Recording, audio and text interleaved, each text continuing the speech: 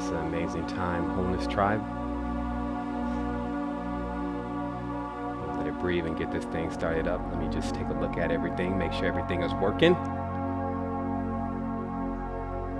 Somebody said me first.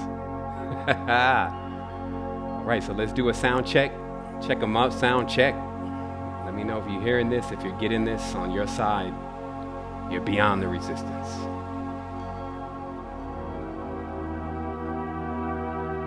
Background music going on here. Slow that up. All right, Wholeness and Balance Vibrations Tribe, we're going to get started in just a minute here.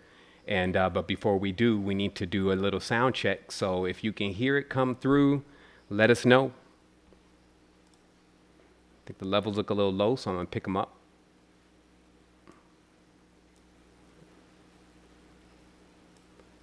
All right, somebody is saying loud and clear. Maybe I won't put it too high just in case I start yelling.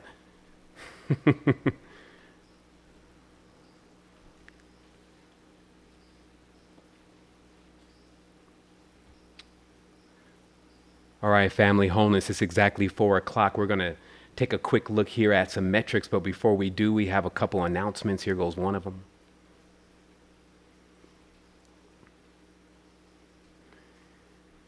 Let me read it to you. The ideas and the thoughts expressed in this show are the thoughts and options of the host. All recommendations, advice, and suggestions should be thoroughly researched and practiced at your own discretion. Many of the views and the thoughts are of a paradigm-shifting nature. Maturity is advised. That means 7 told me to do it, won't cut it. When you get into one of those spaces, and now it's a time for you to realize all is self.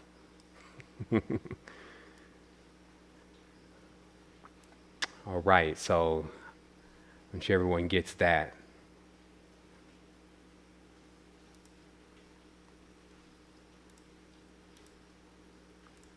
And here we are. What's up, family? This is an amazing day. It's an amazing time. Whew. I'm hearing that some folks, they're starting to listen to the show.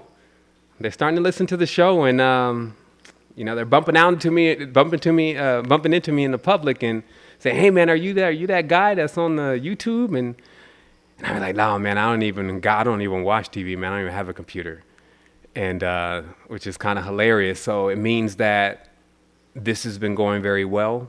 People are starting to tune into the message, and for the last 3 or 4 years, I've definitely been in one of those stages like, okay, well, let's figure out how to pace ourselves in this journey. Let's figure out how to get this information so that it's on a level where everyone can really tune into at least a part of it. So I will say I did kind of back down with just the potency of the content. I know some may have noticed, some complained, but remember overall, we were digesting more. But now, since it seems like some are starting to catch up and catch on to what's happening, it's important that we just floor this thing again. And especially since we're going into 2020, and it just so happens, it's really powerful, this life, because if you just see how, things are depicted in the fictitious world about, when you get to the end of time, there'll be the resistance, and then there's this, these ragtag leaders, and, then there's this alien visitor, and, they always paint this story so many times. But wow, it feels great to be on the side of the one who's broadcasting the message about awareness and about what needs to happen here within self. And also to be able to have the opportunity to do this for this long. To be honest, no matter what happens after this, there's already enough knowledge and wisdom out there. There's already enough seeds that have been budding. Many have taken the wisdom themselves and applied it, connected it to what they had already going on, and it's creating a synthesis.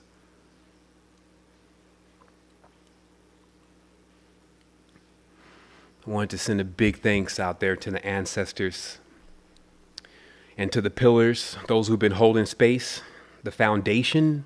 It's a real thing, staying stable when everybody else is shaking and moving, being the parent, if you may, around everything and enduring, and then coming in to charge up on shows like this where we get an opportunity to share. It has been a long time. Even a few hours is a long time for me.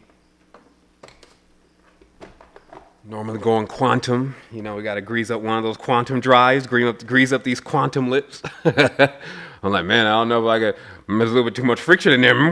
All right, yeah, because that's what it's gonna be like. He's speaking scientific holy tongues over here. Like, we want to make sure them things is moving. I was beatboxing that other night because I used to beatbox when I was younger, and they loved it. That was when the music was good. And I was beatboxing the other night, and I said, man, we carry a beat, we carry a tune, we all carry a beat and tune, and I've always had this bass thing going on. I'm always like holding up the bass line. Everybody has their instrument, right? And so that to me always meant that, I was the foundation, and even if times people were walking on me, then I shouldn't be surprised, There's a lot of knowledge and information that's out there and wisdom, and it's building. And as I said before, many are starting to echo some of what is being said here, and that's great because that means that we're going to get some shake. We're going to definitely get some vibrational frequency rising and happening here. So, one of these, you got to really be like, man, how am I even going to come into this? Let me get my shirt together. Like, I spent 30 minutes trying to think about one button or two buttons. I couldn't figure out where to put my hands either. It's like, man, where do I put my hands? So I'll try one button for those that think I've just Miami Vicing it on you. Like, damn, you just chest all out, Miami Vicing it. I got my girl here, But anyway, so I put one button up so that way we tighten up. So again, I've just been letting it breathe so that way everyone that's coming into this conversation can actually dive in. And it's 5 minutes in, so some of us are late but right on time. That convenient. I move on my own flow. I'm gonna be 30 minutes late, and actually 33 minutes. A suspicious number, So there's no rush in this. But what I am gonna do is I'm gonna activate the quantum drive at a certain point, and I'm actually going to see if I can get through the entire field. The entire projection of what is to be brought forth in a very precise time frame.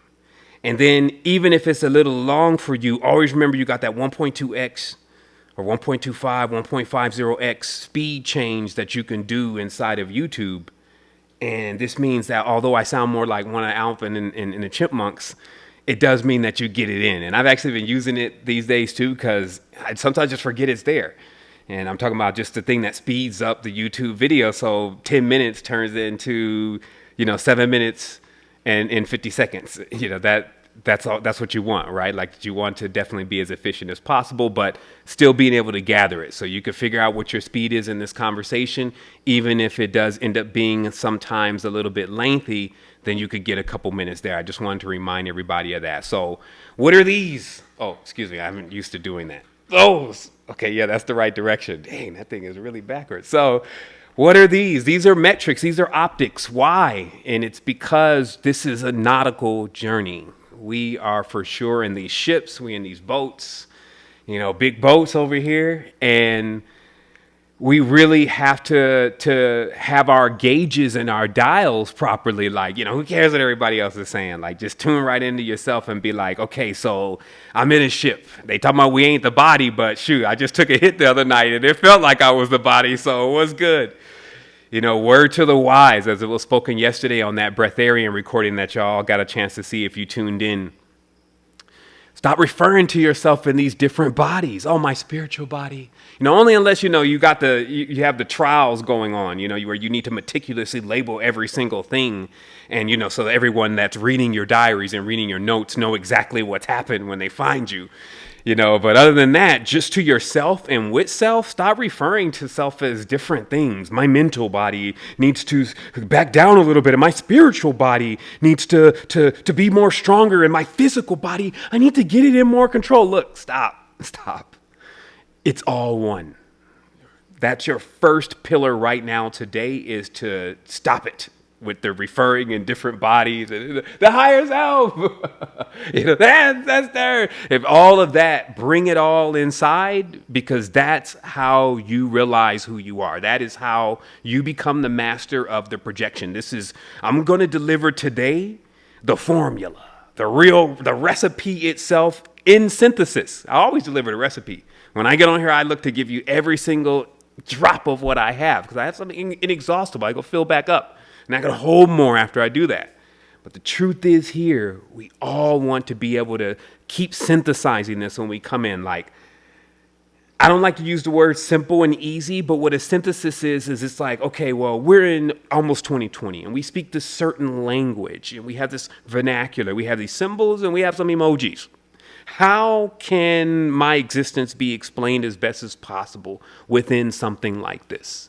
And more importantly, how can I articulate that to you? And it's very important also that I set in these Nautics, right here, yeah, that I set in these Nautics in our consciousness that, listen, we're on a journey here and you're reading the diary. You're reading my diary. I never intended for you to read my diary. For those who keep diaries, do you write the diary so somebody finds it and reads it? No, that's not a diary. Because in a diary, you say these personal things and you have this intimate experience, but you have your privacy, right? And privacy is very rare these days. It's expensive. It's tricky to get privacy. For real, like especially with third eyes active. Like what kind of privacy could you have against something that can pierce, through the thinnest veil? So truly, what I work to do is to keep myself as real as possible by not narrating my journey to you, but just allowing you to read my diary of the experience that I'm going through, because I set out to figure out what happens when you die,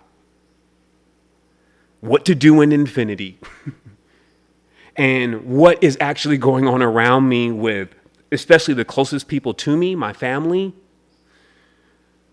my land, my nation, my creed, my code, all of that. I sought out to figure that out, just like anyone would embark on some journey that, they would want to become a scholar at what they're doing.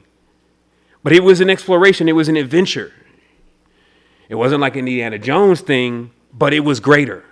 It was something that was very real and continues to be real. And also, as I'm learning how to use this human body, which a lot of us need to start admitting, hey, this may be your first rodeo. As I'm learning how to use this human body and to be in this physical plane, as they're calling it, hint, hint, or wink, wink, in this physical plane, I'm just starting to get bearing, and that's why the Nautics are here. I'm starting to get bearing of what's really going on and what's really important. Now, let's take a look really briefly, because I'm over here, and this is kind of how I do things.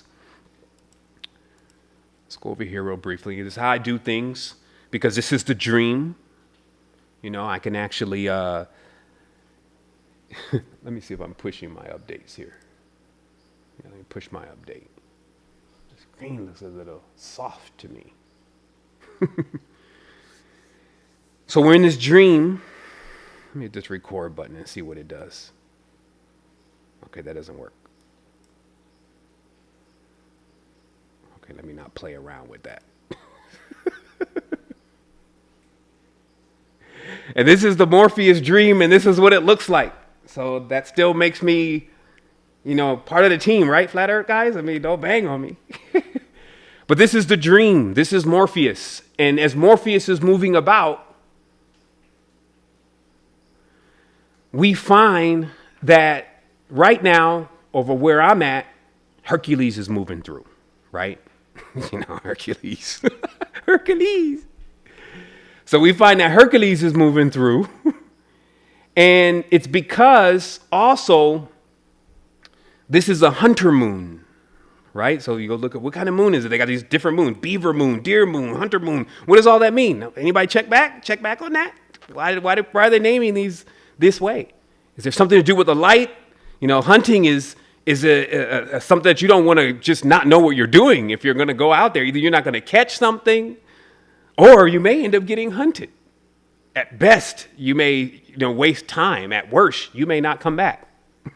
So if this is a hunter moon, what is it so special about this? And what do hunters need? They need light. They need darkness, and they need light.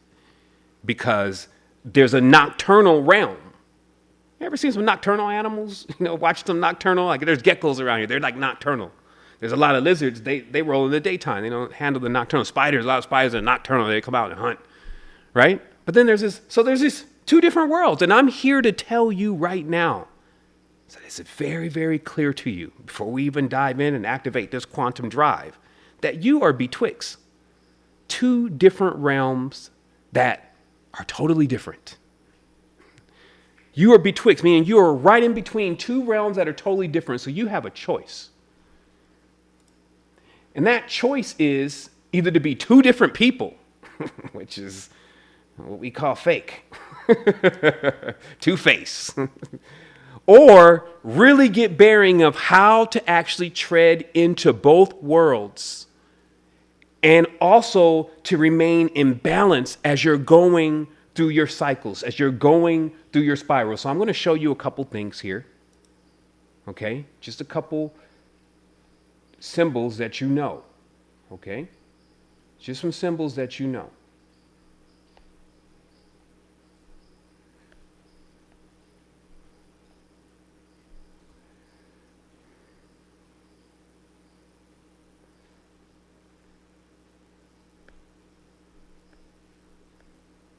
Okay.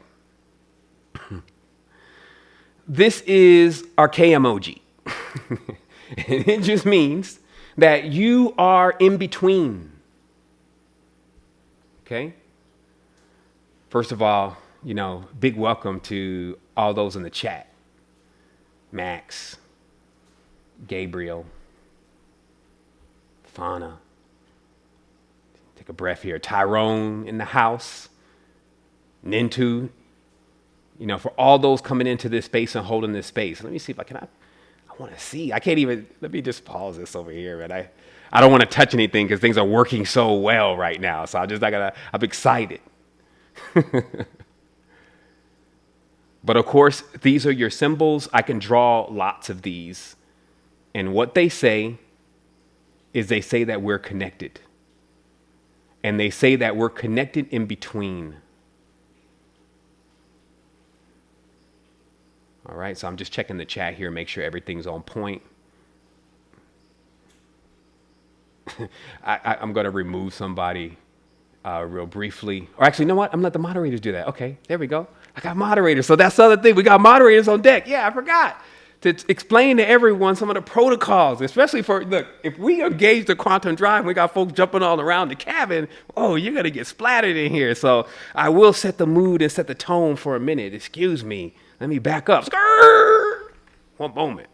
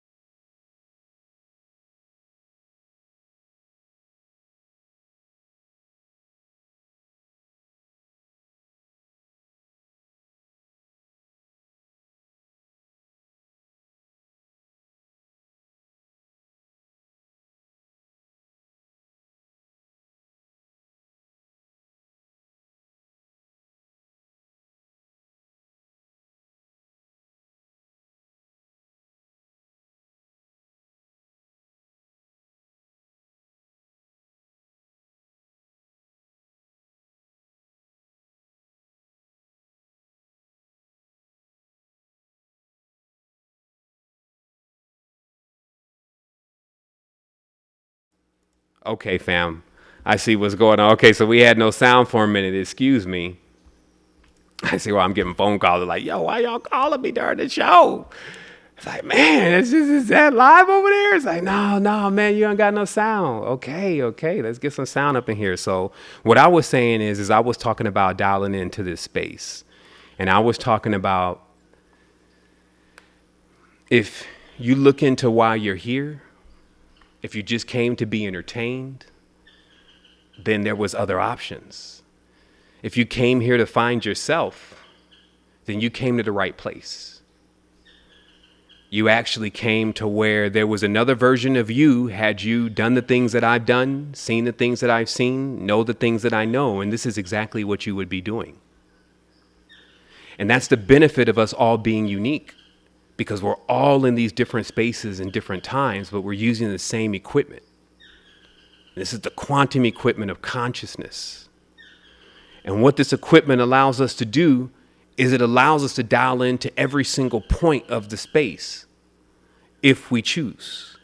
If we choose to actually see ourselves as beyond what we think we are, what we've been taught that we are, and we go on this journey together, and we get to a stage of being able to open up an entirely new level of existence. So that's what I was talking about before I figured out that we didn't have any sound.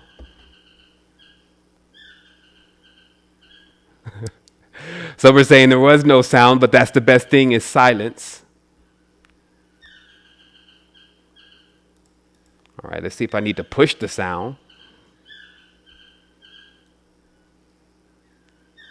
Some saying they hear fine, some say it's dipping in and out. So let me just give it a minute. Let me let it breathe. Some are saying no audio.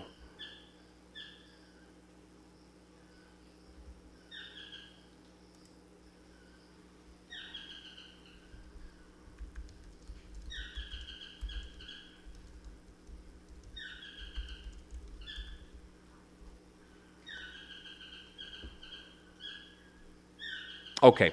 All right. So great. So it looks like we're doing great now. There was a little lag in the sound. There's always something going on as we're boarding up. You know, I'm not sure how much everyone got and how much they didn't get. I trust that you got enough. And I'll talk to everyone tomorrow. Wholeness and balance vibrations. All right. So let's just take a minute and just breathe into this space, because that's what it always takes. This is a heavy cruiser. So that means that there's a lot that are bored in today on this quantum journey and this adventure that we're going to be going on. It's yet to get started. We want to make sure that we balance the vibrations truly. You know, I took a pause in the beginning, not only to thank the ancestors, but also to dial into the pillars. I actually bear witness to also the nautical situation as we're on this journey. And as we're cruising into this tide, we're actually going into full moon. Energy's picking up. I decide to actually ride right into this. By the way, those birds are actually toucans and gazungas, which are like a smaller version of the toucan.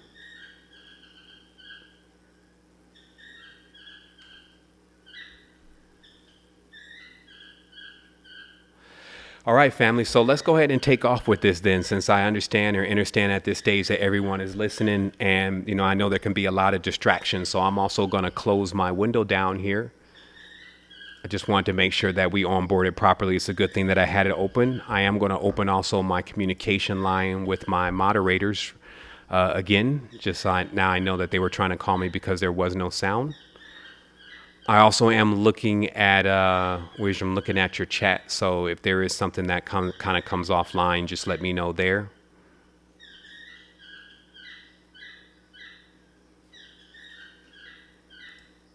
Okay, great.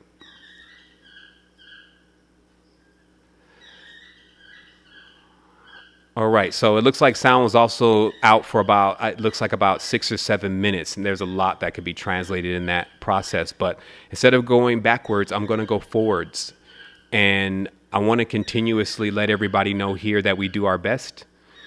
And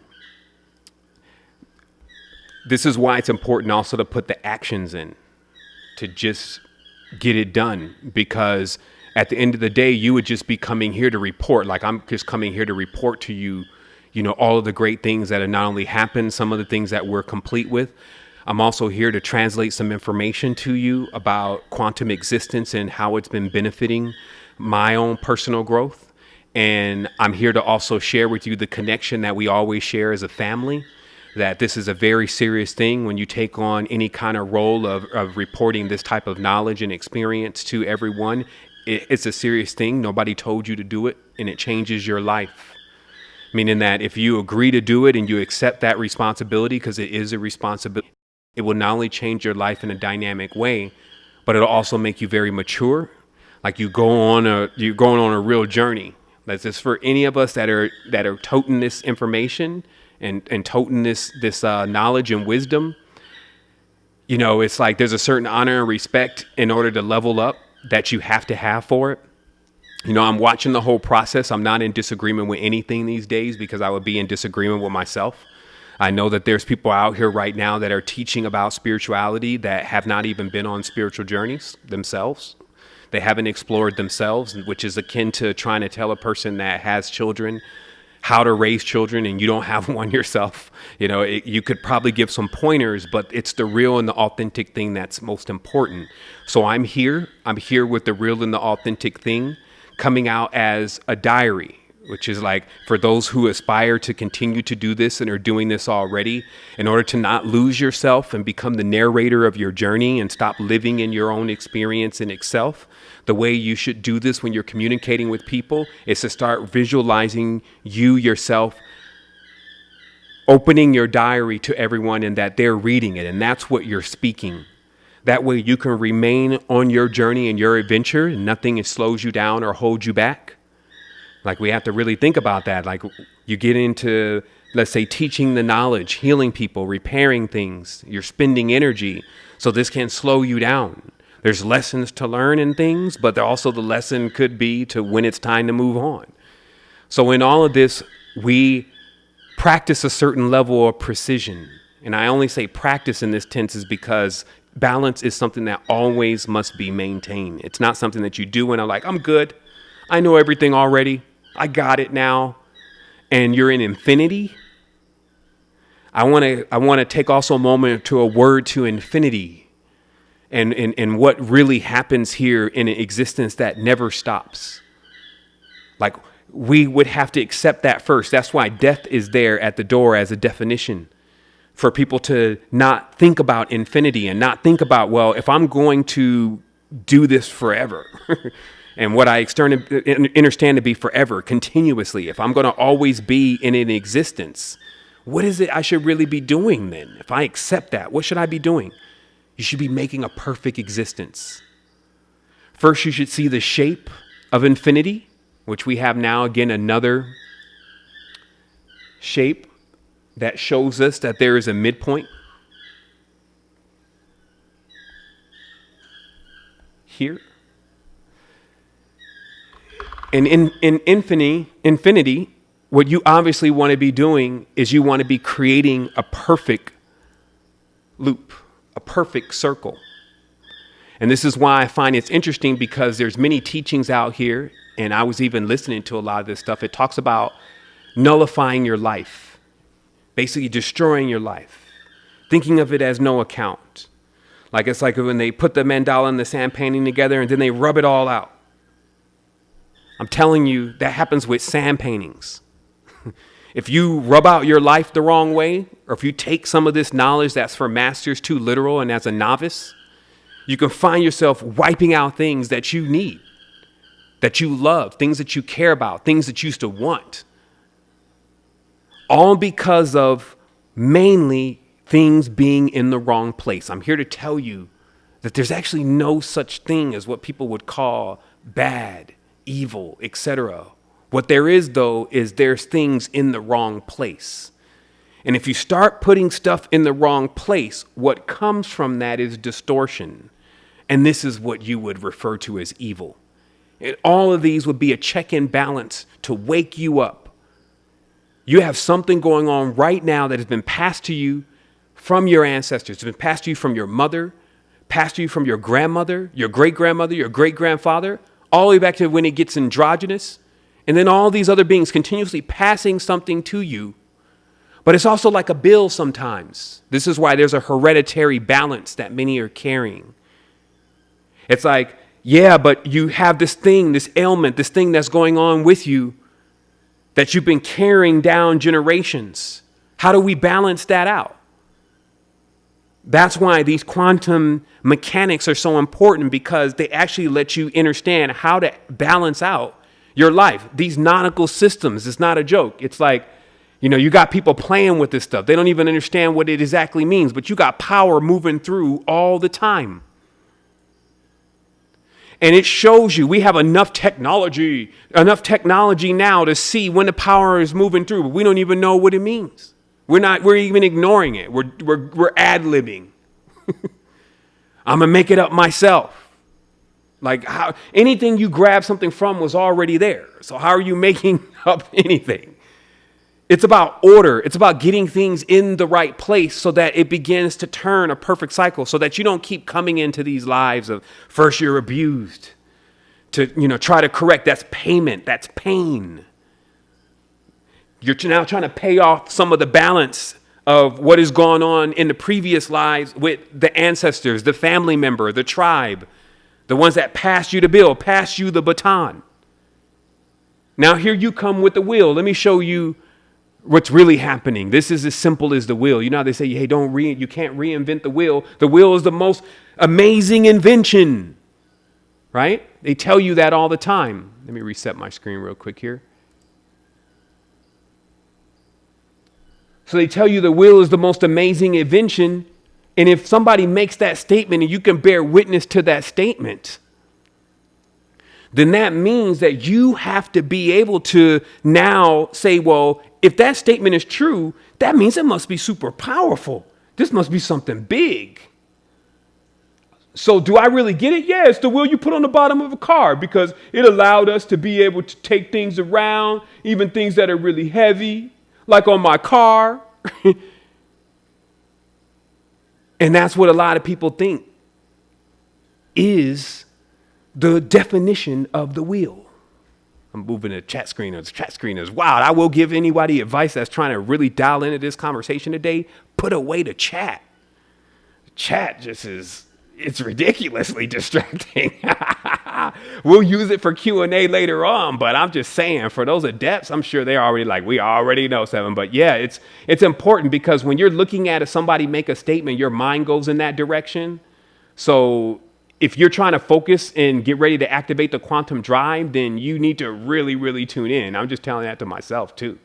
Just tune in. You may want to back away from the chat, because I don't really also get on these microphones these days a lot.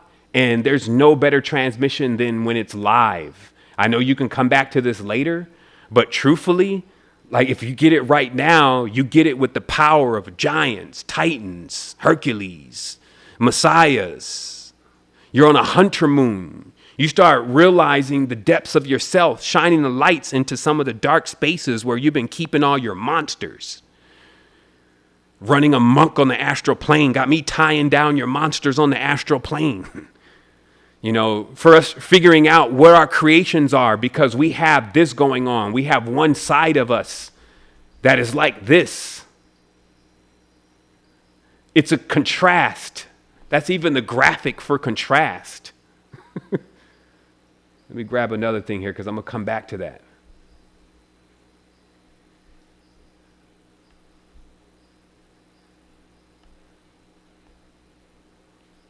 Just want to make some of this very clear very briefly.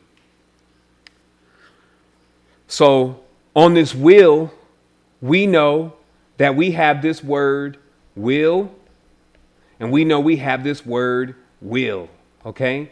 And we already know that a strong will is what we're looking for, because it allows us to endure. Because if your will is not able to endure, it starts whopping. It gets entropy. right? So it's not balanced, right? Because when you have a wheel has to be balanced. And what do you balance wheels with? Weights.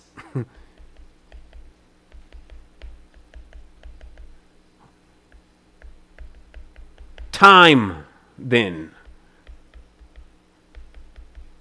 Time for you to figure something out. What are you really trying to figure out? Well, look at everybody else's problem. That's all you have to do. Figure out everybody else's problem. Everybody's so busy judging. They're so busy talking, yap, yap, yap, yap, yap, yap, yap, yap, yap. Now they think they know every damn thing. But how much are you putting into application? How much are you truly studying and mastering? I propose these questions to myself. The laws of karma and dharma. People think karma means the good thing, or the bad thing that you get from doing something bad, the outcome of something bad. And they think dharma means the outcome of doing things good. And the laws of karma and dharma don't even obey the laws of a binary good and bad system. Karma means action. Dharma means to bind together. To bind together action. That doesn't even interpret into good and bad in English. Let me show you something else. Let me show you how this is all working out. Why everything is just in the wrong place. You got to figure out, just like on this wheel, you got to figure out, what are these called? Type that in the chat box. What are these called in a wheel? Let me see. I'll even wait for a minute. What are these called in the wheel?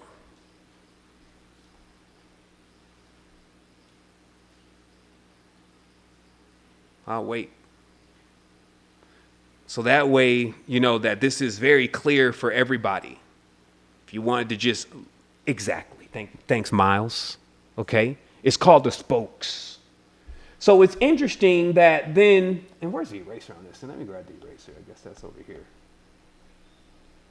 Look at this connection. We have the spoke, right? Which is to say something. Because we know we have the word, then we have the world, which is the world, like a whirl, right?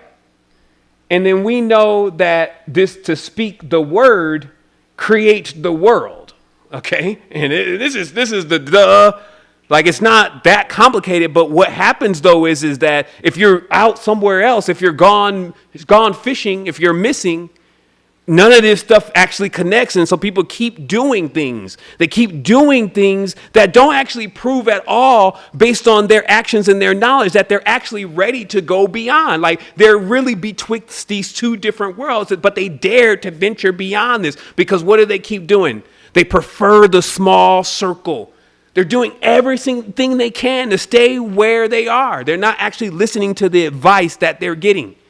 Meaning when we say, hey, man, the judgment thing, like 10 years ago, 5 years ago, the judgment thing, this is what's really causing the problem. I can't say I got rid of it yet, but I can show you in the language that once you break the wheel, like it's this half of the wheel is a D, right? So once you break this wheel, all the diabolical, devilish distortions start. That's why all those words begin with D. You could talk to you turn blue in yourself, till you turn blue in yourself and in your face, about how a D doesn't roll. A D will not roll. And this is what they're warning about. This is what they're calling the devil, the evil. It's the distortion. And the distortion is just not having things in the right place. It's not about eliminating anything. How are you going to do that? How are you going to be everything and then eliminate a part of yourself? Where are you going to put it? That does not make any sense. And that's what I was saying about the quantum consciousness, because it takes the quantum consciousness to start realizing that it needs to start taking that you need to start taking this medicine. And that if you take this medicine, then where you get to is so far beyond where things are. You start changing the entire space around you. This place is big enough. This is not just earth. This is a consciousness, and this consciousness is big enough for you to literally live out your entire experience based on anything that you can add somewhere on this realm. Like, there's so many unfilled spaces that there's just nothing out there. There's beaches here that as far as you can see, with the palm trees, the white sand, the clear ocean, the warm water like a jacuzzi, there is nobody. But yet in the city, everybody is in the race, right? And then they'll have their reasons. Okay, they'll have their reasons. So what I want to actually bring up here is that then if what you speak and what you spoke, and I'm not just talking about dissecting words through etymology. People keep, I'm glad that I was able to transcribe a lot of the words in the Code of Matrix, but I think it's starting to go too far. People are finding their ways and not even being able to talk anymore, only going into conflict because they haven't learned how to put the other half of the words together. Let me show you something. Basically, it's always the same problem.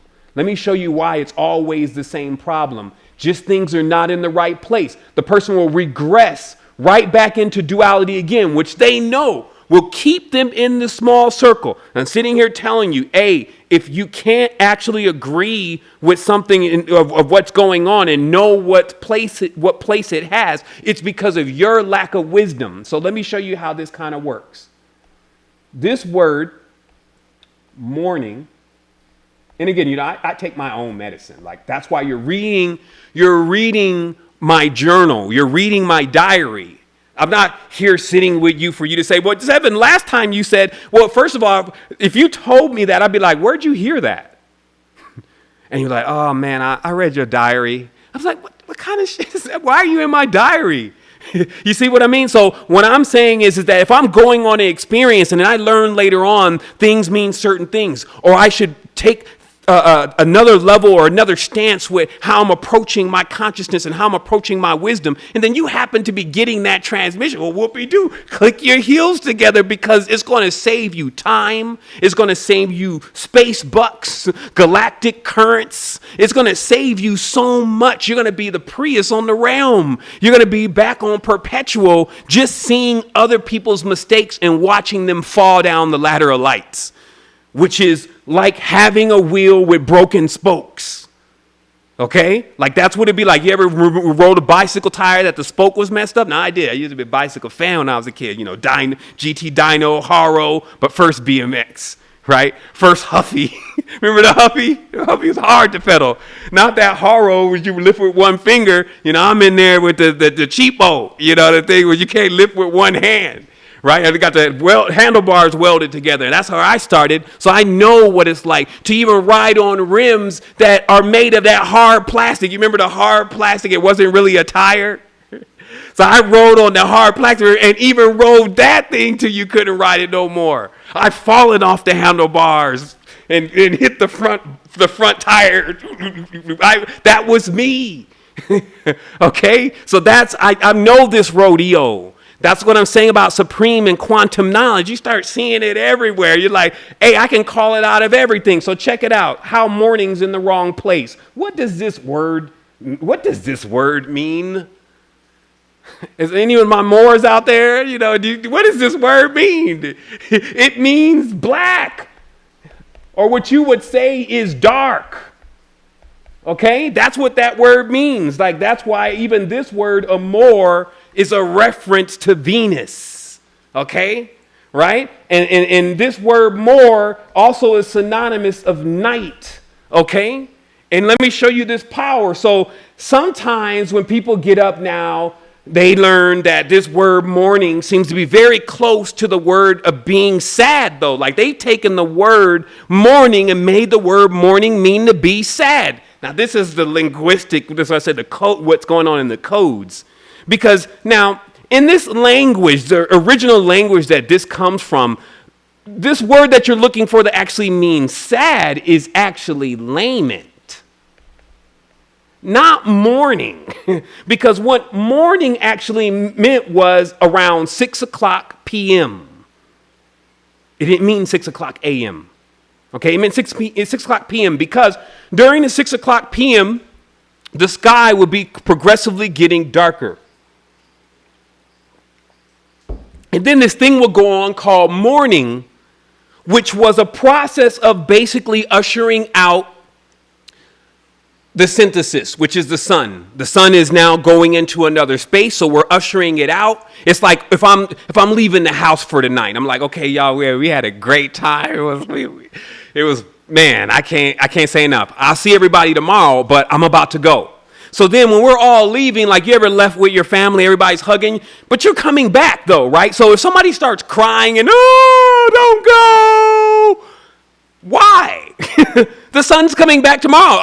I would hope. See, the reality here is that the sun doesn't come back tomorrow, then none of us are coming back. So there's no reason to be sad about something that's coming back. So the word mourning doesn't mean to be sad, but it is an observance. Okay? And now, if you put this word, though, at 6 a.m., now what you've done is you turn everybody upside down because the word is for 6 p.m. So everybody, good morning. And they're like, all off balance, all off time. And it begins in stuff like that. Because if you stopped with just interpreting this word as meaning bad, mourning, sad, then you missed how to even crack the code of this word because you missed the other half. You had this part, but you didn't have this part. And it's because of that people keep perishing.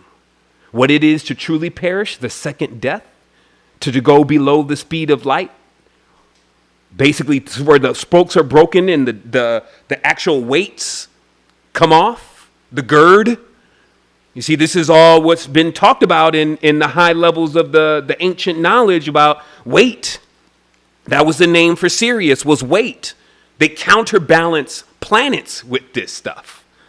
Why? It show you counterbalance yourself with these experiences in these time. Because in this time, there's only really one thing that you're learning. I'll speed it up for you. Time traveler all the way at this point. Like, I just gone quantum. Like, people be wondering why, I don't even talk to them on the phone or I don't call them. It's like, yo, if you didn't see me on the other side already, or you saw me but you couldn't interface, that just means you need to get yourself together. But for me to get on the phone in physical reality, talk to you through a droid with all of this stuff that I have going on for 2 or 3 hours, do you know how critical it is that I don't do that? Seeing that in 10 years, I've been pioneering and the tribe has been pioneering with me a massive message of awareness. And now we're ready to take it into another stage and bring it from the virtual into the physical. Now it's ready to go into birth.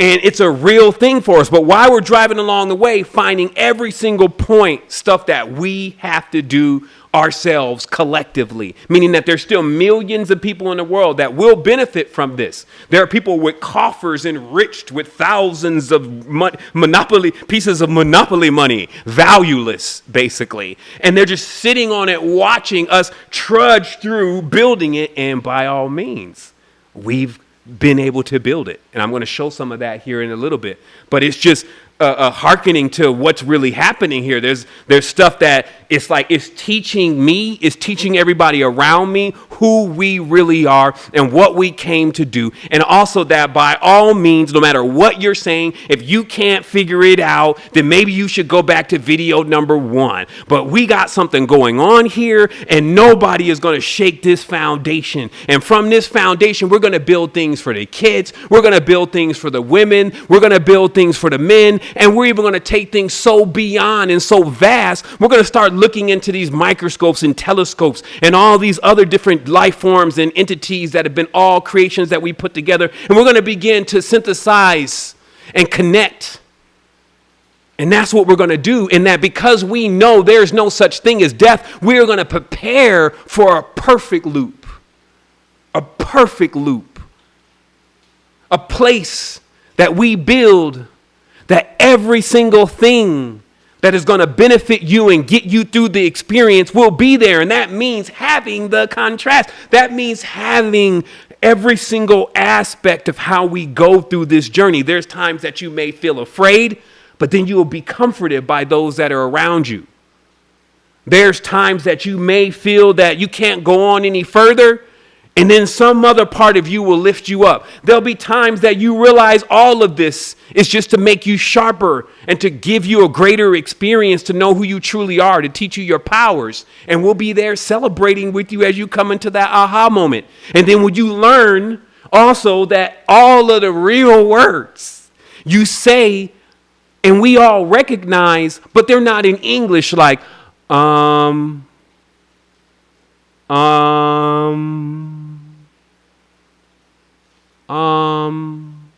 What is that? Somebody sent me that the other day. What is that? What is that, 7?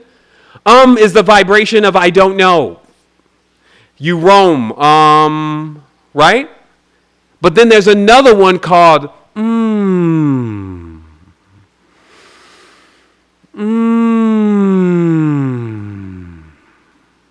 Tastes good. Tastes good. Like when you eat something that you like and you love because you have attached to that in your consciousness, this liking and loving thing, you remember, that is remembering. That is forgetting. So next time you even find yourself saying something, especially some of us do say a lot, and you find yourself going, start training yourself to go, and you'll find you will catch the next bridge of thought right away. You'll catch the next spoke, because it's tones and vibrations. Shh. All of that, that's the real language.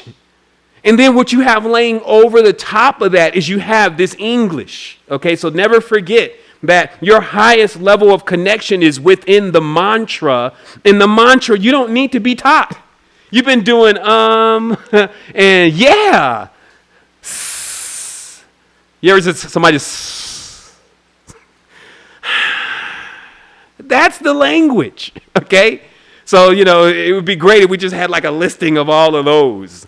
And then you could see how you speak and how you create, and then how you lay this other GUI called English, a GUI, another GUI on the top of that.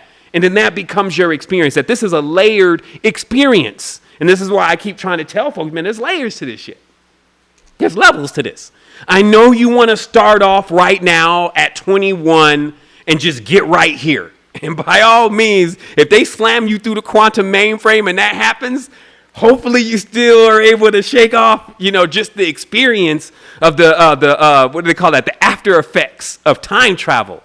Meaning that there's a pace that we go at. There's predecessors. There's ancestors. There's a cycle, just like what you see with these waves right here. Like, look at these waves. What's happening here? There's a real flow here. You got some folks, they just want to jump ahead. They don't see the power of the cycle and the rhythm and the rotation. Okay? And I can explain this. Let me explain this a little bit more about this rotation, this wheel, these stages. So 1 to 7, you're an infant, you're a baby. You're an infant. You're sleeping most of the time. You're into yourself. You're focused on your own little world. You're mostly self-centered. 1 to 7 years old.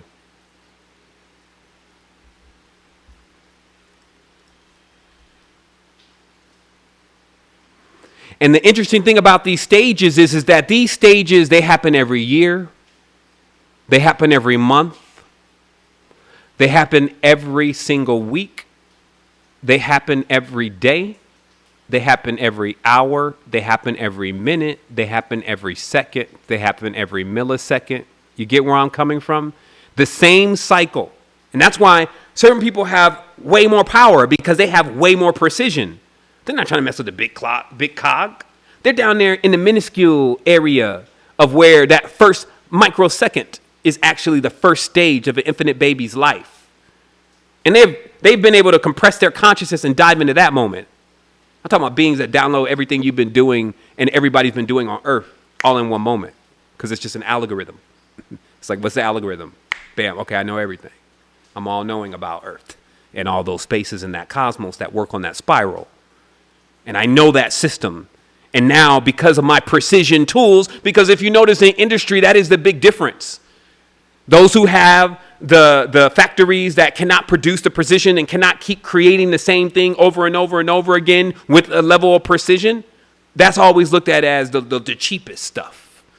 But those who have the mechanics, the gauges, all the dials, the schematics, the experience to continuously produce exactly every time what is desired to be produced, That's the expensive stuff.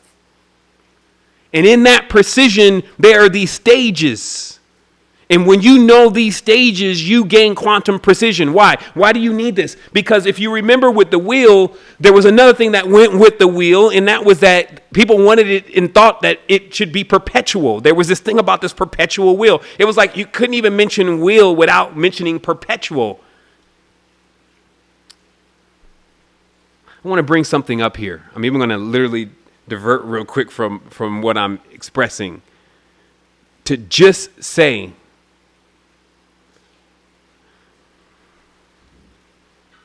well, I think I diverted too far off the path. No. But just say, just relax, laugh with it. I was going to go into something real quick, and I just thought of just taking a break and just doing something odd.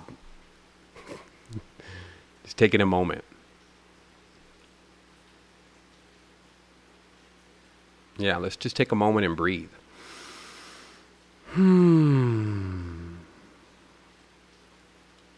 Yeah. So we see these stages. We see this precision, this micro precision that you need to inherit in order to be able to work with things when they first started. A lot of people, they want to change something about their lives, but they keep going to the big cog.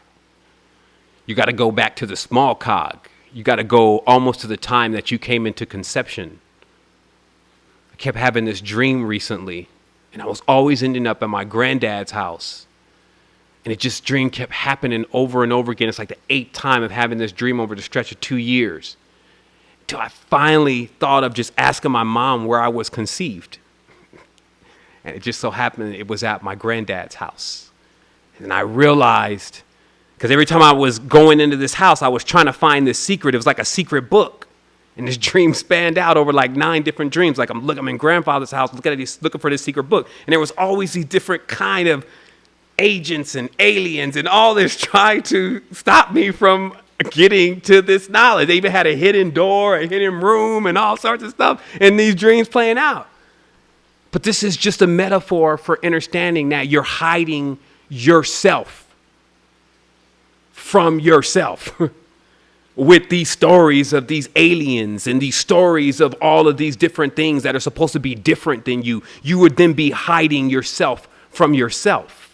And it would be this mystery that you would keep looking for, this mystery book. Because we know the book's got the words and the pen and the snake and the wisdom and all that stuff all rolls together.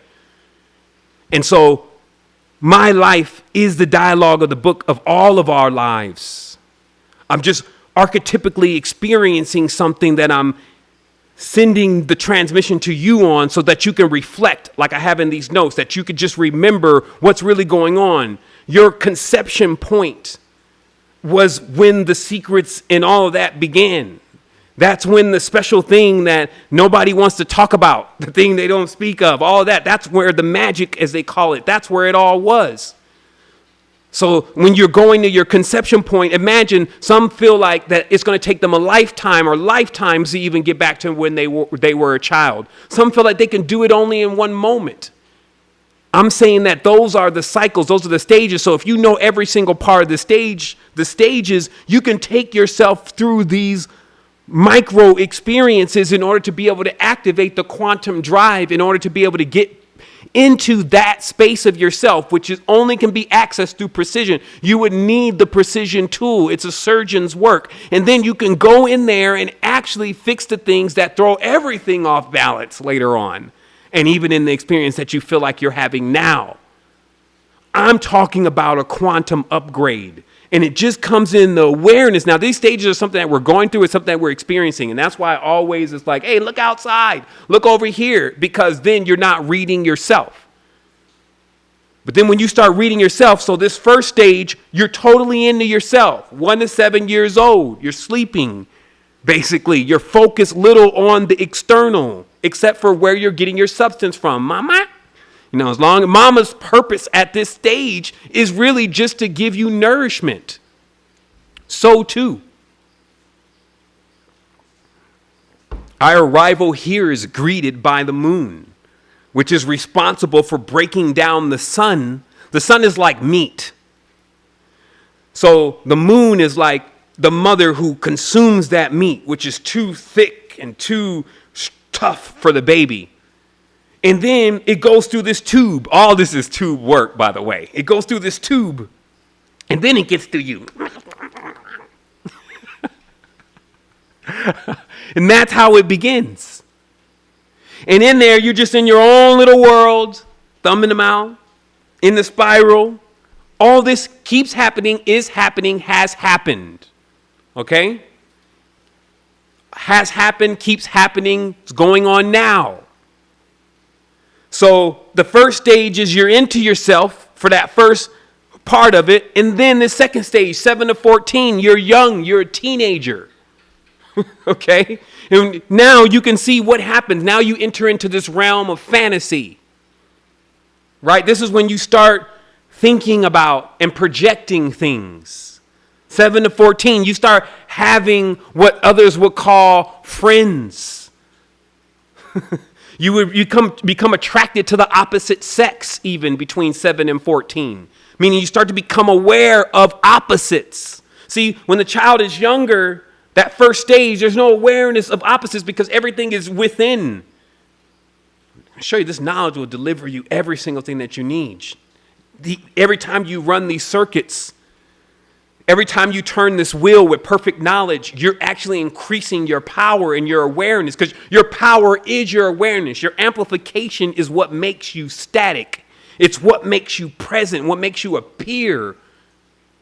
Okay? And so when you learn the sequences of how you move, you're able to begin to work with that in order to actually become a higher vibratory, let's say higher vibratory being, and then to be able to balance in those high vibrations with these mechanics.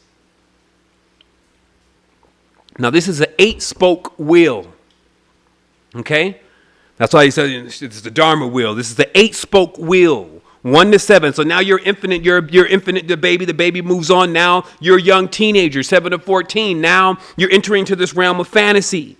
This is all about, teddy bears and flying dragons and unicorns. And so you're using now the projector. You're starting to get experience with how it works. Also, awareness comes in, this ego thing, as they call it, which has a use. You can start reflecting on yourself. This plays out in the reality that you start liking the opposite. Whatever you feel like is opposite, you become attracted to the opposite. And this doesn't always just have to do with what you feel like as a male or a female human. It could have to do with concepts. Let's say you're born in church. Now you want to be in the streets. Now, let's say you're in the white folks' household. Now you want to go see what's up with the Alkebalanians and the Tibetans. And it's like now every single part of the opposite nature of things, like, I just grown up in poverty. Now I want to see what it's like to be rich. This starts to come on at 7 to 14 as the projector starts to fire up. And then you get this next stage. The third stage is the 14 to 21. Now you're the young adult, I call it. The young adult. That's a funny term. I can remember the whole young adult phase. Many of us can also remember it. Some of us are actually going through it right now. Some are 80 going through the young adult phase. We got some 40-year-old young adults running around here right now, stuck on young adult phase, don't want to leave off young adult phase. What does it consist of? Power, identity, ideology. This is the first time, it's like the power thing. It's like your clique, your crew, everybody that's with you. The identity. My name ain't James. It's J-Dog. Okay, it's not what my parents named me. It's something else. I got my own ideology. I know how to do this. I know what I'm doing. Young adult. So you start becoming static. This is the egg phase. Because now you're literally building a shell around you. That's the egg, the ego. It's the shell that you're building around you. Okay? And it's being consecrated by an identity. And it's being fueled by the power that you've learned also from the projector. And now since you're tapped into opposites and you're no longer into strictly self, let the games begin. Okay? Young adult. Now 21 to 28, mid-adult, there's responsibilities. Immediately, once that phase can't last long, because in that phase, when you're talking about all this power and identity, all you're doing is creating a lot of responsibilities that you thought were going to be rewards generally at this phase because you didn't have any wisdom. And I'm going to explain that. Let's say, for instance, you're working to get this car. And you're like, yo, I got like 4 more weeks. And as soon as I'm done, I'm going to put this down payment on this Toyota Tercel. And I'm going to be that thing. And that 2 weeks comes, and then 4 weeks come, bam, you go and you buy that thing and you jump in that whip and you ride out, and you think that because you worked hard, which you just did for that 4 weeks or however long it took you to save up, that now here comes your reward, this car. But in truth, the car is only another responsibility. Now you got to put gas in it. If it's nice, you got to keep people from stealing it. You got to wash it. So what you thought was a reward, which is a totally different thing.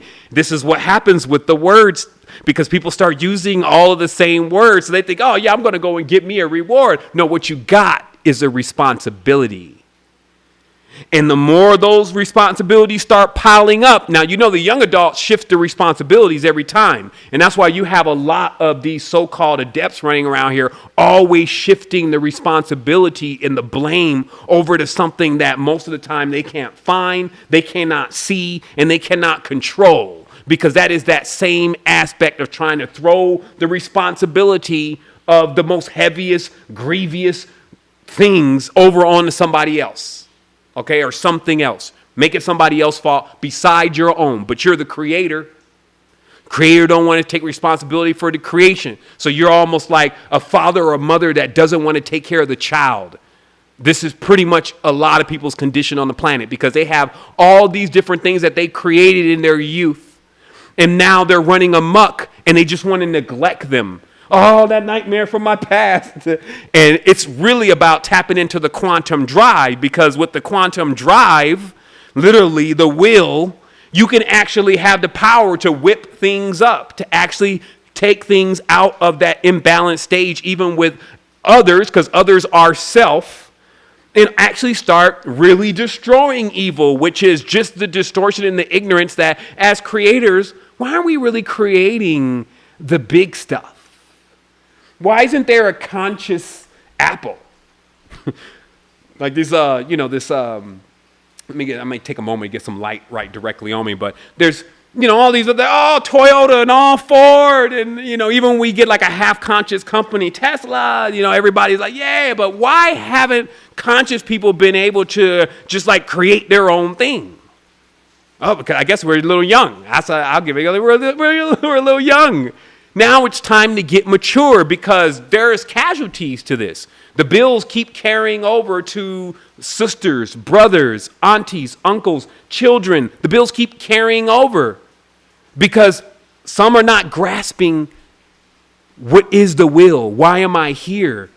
This is what this is about. The will is why you are here. It gives you the strength. Once you know why you're here and where you're at, those is the orientation. Right? Like where I'm at, so I can become an original. This is what this is about. So now, let's say, for instance, now this mid-adult phase, it starts to become grievous. See, when the wheel starts taking on too much, right? The weight is what starts to really also throw it off balance. So that's why during this phase, and remember, this could be micro minutes also. This could be Bach tons. Also, quasars. I mean, this goes on over long periods of time and micro periods of time. I just don't want you to focus on just the age. When I say, 21 and 28, because you may say, well, I was mature. I was mature when I was 8. And that's because your fast ass, no, I'm joking. It's just because, serious. Some people are moving so fast, they're not even going, they're skipping the phases. So what does it mean to skip a phase? Let's say, for instance, I had to skip some phases when I was younger because for a while we didn't have a mother for a while, for just a moment, right? So I had to skip a phase and become the caregiver, the person who was actually taking care of things, the parent. So I skip a phase. But when you skip phases, it sounds great, and that's why I always do trying to tell those that I'm mentoring, it sounds great to jump really far ahead, but remember, it just means you get hit harder when you make mistakes. truly you want to go through the proper phases and cycles. But if you're forced to skip a phase, what you also do is you break spokes. There's no spoke in the wheel. It's like he just totally missed when he was 7 to 14 and then totally missed when he was 14 to, 21. I just came out of the womb with a beard. You skip a lot of phases. Okay, what I'm getting at here is that there are people who have to skip phases, but just because you skip a phase, it doesn't mean there's not a repercussion. That would be just like you skipping a chakra or hastily building a chakra, which is a temple that you're supposed to be able to stand in, that's supposed to shape and mold and fashion your life into the next experience. But if you just skip it or you put it together really fast, it's broke. That temple is going to crumble at a certain point. That chakra is going to break. Some people call that quarter life crisis. Some people call that midlife crisis. Right? So what we're talking about today then is we're talking about having a quantum precision tool to be able to go back into the original chakras and actually make the adjustments to take you beyond the speed of light, to actually get you into a quantum vibration so you can bring quantum solutions. Okay, so now let's say this next phase. Got 28 to 35. This is the mature adult. Definitely I got more mature in this phase because this is the time where now you start to actually instruct from experience. Actual experience. There's still that. There's this thing called experience that many people went through, and it meant that you didn't actually have to go through that if you didn't want to. But if you want to, by all means, go ahead. But there are many that will try to speak to you from experience because they've already been through it. And the only way they can do that is to begin to reflect once more, to turn back inside and look at self, see what self has experienced and learn what took you to the next stage, what held you back. And then when you talk to others, you start instructing from that level of experience, okay? So now wisdom is in place. This is also the time where generally the cosmos will try to kick up a child for you. Okay, now remember, some are in these microcycles, so they had children, so they went through this phase earlier. Some went through it later. But this is the time, since you're now ready to instruct from experience, this is a perfect will. Now your wisdom is in place. Now it's time for you to actually be a parent of something. Now we talked about that parents could be a company, a projection that you create. It could be an actual child, but it's just anything that now you have to rear it. You're personally responsible for guiding it into its awareness of who it is. Okay, so this is the responsibility that comes next in the wheel. And then finally, you have coming to 35 to 42. This is the observer. This is now where you start, if the wheel is working properly, because now you're starting to shift in for the long haul now. See, since you have gained this maturity and you know things are going to go on infinitely, and this is indeed an infinite race, why are you going so fast? Why are you going so slow? What is the optimal speed you should be going infinitely? You see what I mean? Because if you go too slow, well, shoot, this wave it'll roll right over the top of you and rip you. It'll rip curl you. And if you're going too fast, you'll just skip all the experiences and then you'll get tired early. You'll get bored because you don't know anything about yourself.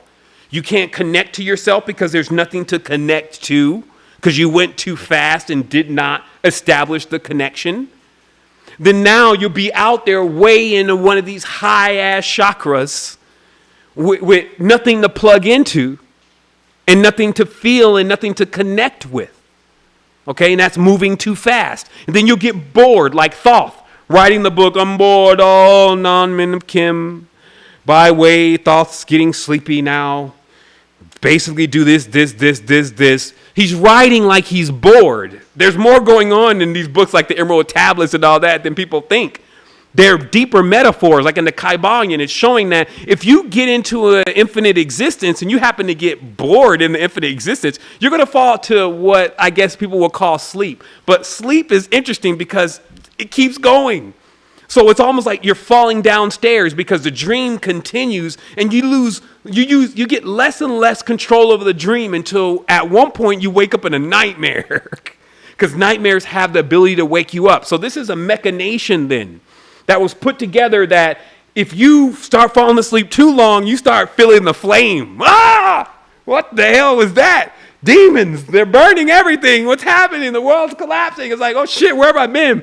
Well, oh great Bodhisattva, you have been asleep. The divine in me recognizes the divine in you. I am giving you now what you have left me, what you have bequeathed to me about that we are yet the same. Get out of my face. I know what I'm doing. Ah. And this is pretty much the treatment in the beginning that anyone waking somebody else from 1,000-year slumber is going to get. People don't like to actually be waking up out of their sleep even to this day. But me, I'm never tired. I go to sleep just because, like, it makes me look normal. I'd be like sitting around here, like, especially on these full moons, I'd be like, where do I put my hands? Because I just like, I don't want to go to the computer. I meditate. I just meditate. My whole damn life is a meditation. Like, what shall we do? Let's not get bored. There's a lot of things going on. Let's dive into that. That's why I always put myself into the karma, which means the action.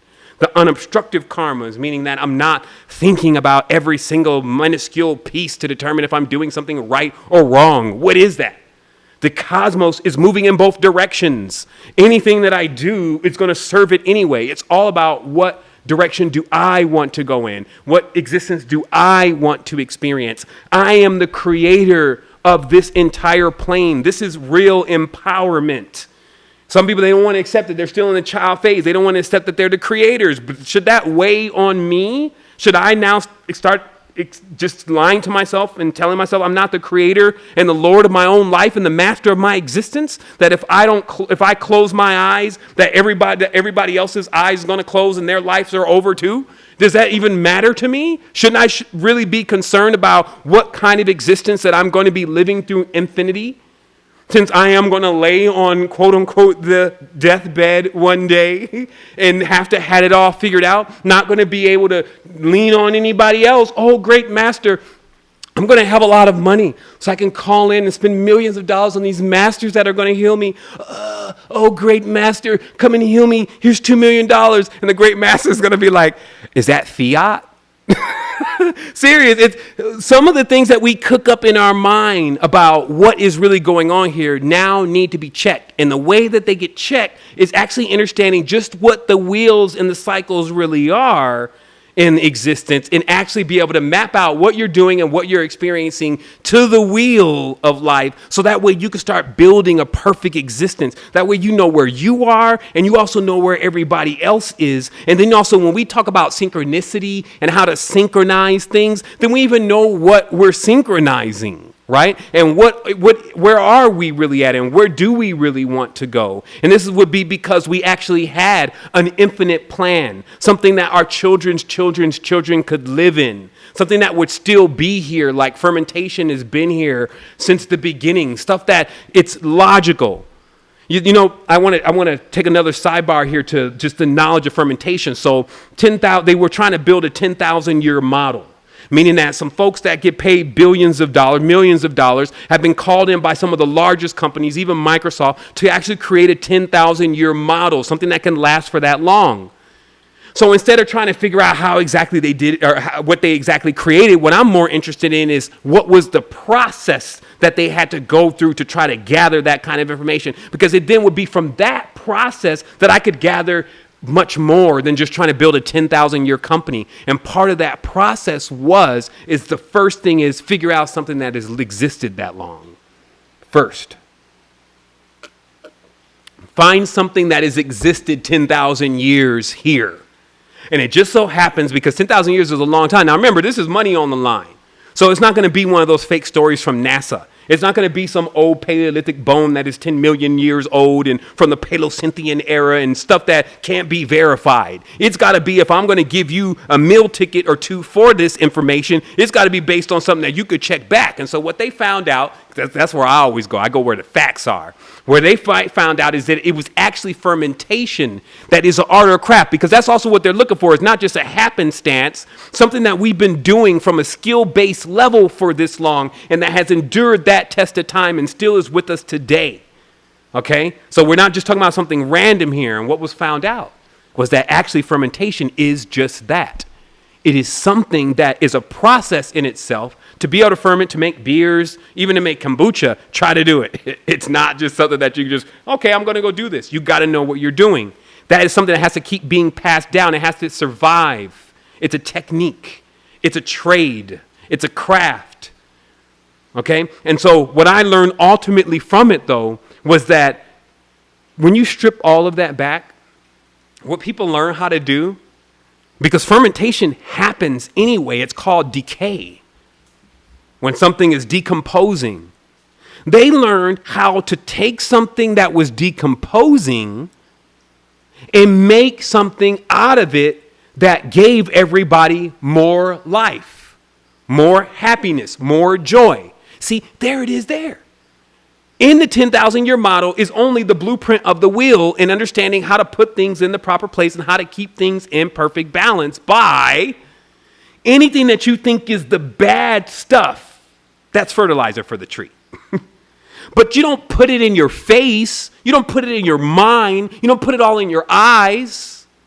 You don't take feces and crap and throw it in your mouth. No, you put it down there in the soil and you let things grow from it. You see? So that's what I mean by everything here is perfect. It's just about what place it's in. And yeah, you have people now putting feces inside of their mind, looking and learning and practicing things that are destroying their temple because they're placing heavy weights on the light areas. Like, you know what happens when you place all your problems in your mind?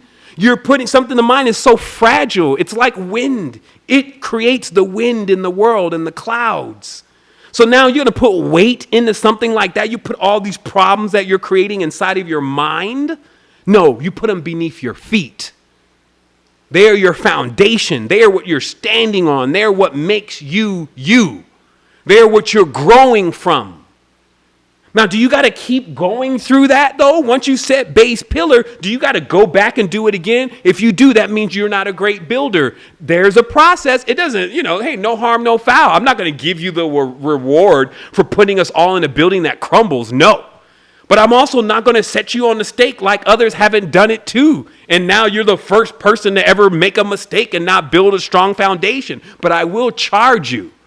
I will charge you yourself to build. This means it's a challenge to build something that actually is able to withstand the weight of the times, to actually be able to hold more people than just yourself. I keep hearing people with their dolo journeys and adventures. As this shit pops, the last thing you're going to want to be is by yourself. You're going to be in there in the shelter. Did you hear something, John? Oh, shit, they're coming. I don't know what it is. You go outside. No, you go outside. Let's just stay here together. We're running out of food. I'm not into all of that. As the creator of my own space, the Lord of my life and existence, the controller of my dreams, the quantum explorer, why shall I fear death, dismemberment, and any of the other D's when I'm I'm an original. You see, and if you adapt, though, to any of those lies, because remember what the lies are, I'll just say, okay, so remember the D's are the distortions, they're the divisions, right? But they have use. Everything has use. Do not go into duality. What is the use of distortion? What is the use? It's broken down. Right? Like, what is distortion? Broken down truth. It's like half truths, partial truths, just a little bit of truth left. Whatever that means. So it just means that it's something that has been broken down so that you can start to ingest it. So that way you can get to the bigger things. So you even know what you're fathoming if we talk about macrobes, if we talk about large forms of consciousness, if we're talking about controlling the dreams and the projections, that you even have bearing of what we're even discussing. Or else, if this just becomes another one of your sitcoms, if this just becomes something that you conquistador, that you're able to now say, oh, now I know, I've met Seven. You didn't meet me. I haven't met me. You see, this is vast. Did you meet yourself? That was the only way you were going to meet me. So that's what I'm saying. It's like the limitation game has to be over. It must be over in 2020. And how it gets over is one, get a ring. first. That's why all the basketball games and all that stuff, which is all based on phi and all based on that, it's all about getting a ring.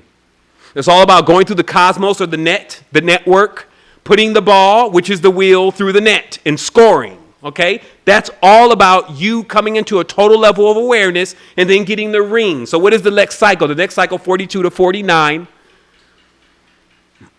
Well, I remind everyone, now you're 35 to 42. Now you can observe on one's own energy patterns. You're starting to reflect again. You're drawing in. Remember, you were just out there. You were out. I'm going out tonight. You were out. Now you're starting to reflect. I'm cool. I'm going to stay in. I need my sleep. I got a lot of stuff to do. I'm trying to read some books. So this is happening. Okay? Now remember, these things have another metaphor. I'm teaching you this in earth speak. This stuff works. It puts implosion devices together, Vimana Shastras and all that. They're built with this quantum drive.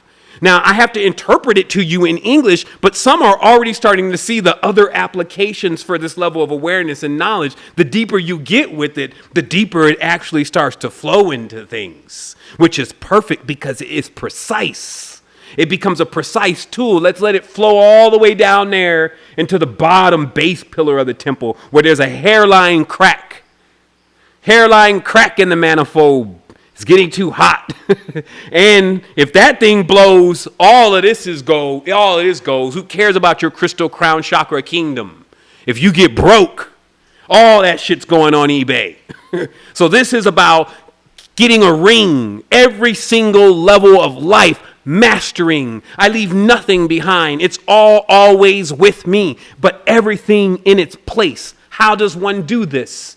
Right? So this is what we're talking about. 42 to 49. Now you're settled in. It's like a tree. He's settled in now. Okay. Finally, look at this. It's only 49 and this is the wheel. Okay. And the being is just now getting settled in. As if it's aware that it actually has infinity. Some of y'all be looking at folks right now and you're like, man, why can they be asleep? Why are they asleep? Well, it could be because they still realize they have infinity to wake up until they hit the fire. So stop tripping off of it. Get on to building something already. It's like if you woke them up, what would you be waking them up to? Your nightmare? You better get something built. So 42 to 49 settles. You're settled in your aims. You aim to find and merge with the truth. Because now you have so much to reflect on. You've seen so many things now through the experiences. Now you're trying to be like, so how can I live the ultimate? Now, it's unfortunate that you think the truth is good, just good. You want to play the truth now. Now you want to play the supreme force, acting like the bad things didn't teach you anything and that they didn't let you see the truth. Now your truth is Christian, Jesus walks kind of straight jacket that you've got yourself in. That's true now. That's doubly dead, actually. If you're 42 and 49 in that spoke of your consciousness, in that chakra of your consciousness, building that kind of framework, it's all coming down if it hasn't come down already. So this is about understanding what is truth really. The highest truth is the merge. It's the merge. It's the realization that everything here, once you embarked on the journey outside of self, all became an illusion for the first part of you thinking that you're just a male. See, or just a female. This is where all this comes from. It's agitating people now. As above, so below. They say it all the time, but they can't connect all the things that are going on down here with how that maps out up there. They say, Seven, what about transgenderism? And you mean androgyny? If you're looking at this small, distorted little piece of what is trying to come across in the physical plane with them trying to tell these kids the LBGTQA plus ABCs about how they're not really a male and really a female in their distorted way, well, that's obviously how that will play out. But on the higher levels, what is being said? I'm not looking in the shit for the truth. On the higher levels, what's being said? On the higher levels, saying that, hello, you, the person crash landed in that ship.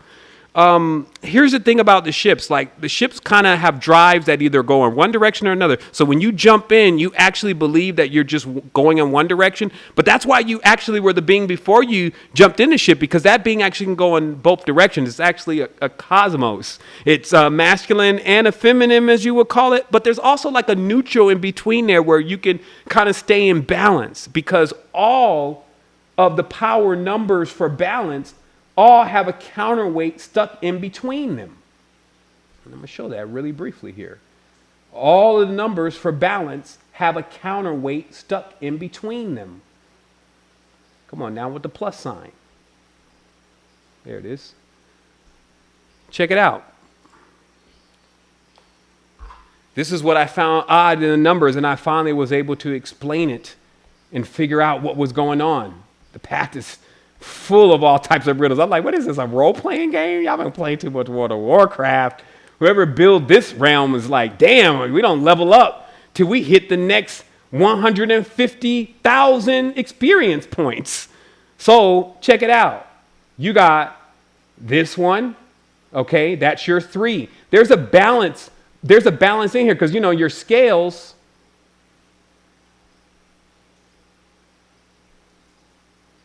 You always got your balance in the middle, okay? So this means that the numbers that you call even are not actually the balanced numbers in the way that you understand the word, which is just, again, wordplay, because all the evens don't have a balancing component, right? But in English, this word even means balance. It's just wild, okay? So here, you got the numbers 3, you got the numbers 5, you got the number 7, and you got the number 9. Now, if anybody wants to argue with these other numbers in their philosophies, let them have at it. But if they're going to argue against the 9, because they're arguing against the 9, then it's ridiculous. How do you obtain balance? Because you have a counterweight. This is the counterweight, okay? So just like even this cycle that they call the 8-spoke wheel of Dharma, there's a counterweight in the center. They say, oh, what about? That's 8. No, there's a counterweight in the center. And that's just what I was explaining about with all of those different designs that I showed earlier, that you're actually the counterweight. And in order to inherit all your powers, you can't be in here believing that you're just one small aspect of consciousness, whether that's a color, whether that is some level of what you would say is a gender preference, okay? Because the androgynous aspect of the character are still in play right now. Like, you got people actually on YouTube arguing about this right now, fighting, dissing even the ancient cultures and everything, misconstruing everything. They're blind, and their gods are blind to the truth of, because you have a problem with women, or because you have a problem with men, which is you having a problem with yourself. Now, you've chosen to try to make one greater than the other, so then you don't even get a chance to be invited into the holy marriage to see how they're both work together, always will be together, could never operate in what we would think as separate. The moment you would pull them apart, everything would power down. There would be nothing, no thing. So all of this is part of one component, and that is supreme knowledge. That is master knowledge. And those who don't know that, it's easy to tell them. It's easy. That's why I'm saying, like, what separates the neophyte from the adept? It's so easy. The moment they go into it, oh, and this one was the higher one, and back in the times when the matriarch, and it's like, yo, you're totally off. But that's okay, though, because you'll have some cycles to figure out that it actually started off with the androgynon, and it is still going on as an androgynon. We have a positive, we have a negative, and we have a neutral. But when we damage our consciousness to start making preferences, if you want to debase that all the way down to the sexual aspects or the sexual aspects of things, just the flesh, then by all means, go ahead and do it. But if you want to ride to the top of the ladder of lights to see how everything is all blended in, and how if you don't have all those components, then ye do not have life. And the master of those components can heal all things. He and she who is familiar with the positive and the negative aspects of the body, the sun and the moon aspects of the body, and the other celestials inside the body, will reign supreme in those who are confused. Right? And then also teach confusion, then they will be blind, and they will also get to the point where they become powerless. And what is powerless? Powerless is when it's always something else's fault, always something else's responsibility, and then it even becomes to where you cannot even see what you're talking about, meaning that people describe things that they have never seen and say to you that that is the problem. And then they want you to play this game. They want me to jump in and play the game. Why would I? Would I not be elevated above that? Let's say in elevation, if there's going to elevate over something else, elevate over division. People always say, I have all of this and we're really up here with it. Elevate yourself over division, okay? Use the word so it actually gets you somewhere rather than in the same place. So we find in the last part, in your merger with truth, if you finally come to this awareness where you're back where you started, look at this. You're seeing that going within, which was the same within that you started with, was the origin point. But see, the whole journey, though, was fun. Now, if you're whining about it, if you're crying about it because you're a spoiled baby, that's what happens when you get everything. I'll let you drink that for a minute. Some people are whining and crying all the time because they get everything. They get oxygen. They get water. They eat heavily from the emotional basket. They consume. They turn themselves into they take light because we're all consuming light. So they take light and they convert it into their emotional density. And they wonder where the fleshly forms come from. And then once that starts happening, then they eat and they consume it because that is the sacred marriage. It's consumption. You're eating yourself. What do you taste like? Think about it. You eat yourself. Your body is constantly consuming itself. It's consuming the fat. It's consuming it's consuming. Even when you're not eating something, it is still consuming itself. So baste yourself. I found myself the other day, I had just come out of one of those crazy workouts and the second day was in and I was sore. But now since I got this whole vehicle, I got it super polished. And that's what I'm going to be getting at here in a moment. I'm going to show you why, because we got real activity feeds coming into our new social network. But I have this thing I want to show the power of what acid can do. Because, there's all this alkaline, male, female, black people, white folks. And I'm like, yo, this is really crazy with the kids. They're going to keep doing this. You find the power in all of them, everything that you created. So I found the power in acid because I was like, I know when the body gets acidic and I see how it changes my mood, my temperament, my reflection points and everything. And it's just maintenance on the vehicle. It's like, okay, yo, beep, beep, beep. Your vehicle's getting acidic. You need to balance out the acid. So what's the easiest job? Again, grab the secret sauce, man. You put the magnesium in the bath, man. This is like, it's not rocket science. Or maybe it is. It is magnesium. It is the highest grade. And that is what they use to make rockets. So you soak in this and it gets all the way down to the cells. So I'm just sitting there because now time has to be spent. And I'm sitting there soaking in this tub and I'm like, man, you basting, ain't you? It's like 45 minutes in this hot water. And I really felt this stuff getting into my bones. And I was like just laying there and I wasn't even going to move. I wasn't going to do anything until I felt like I was soaked enough.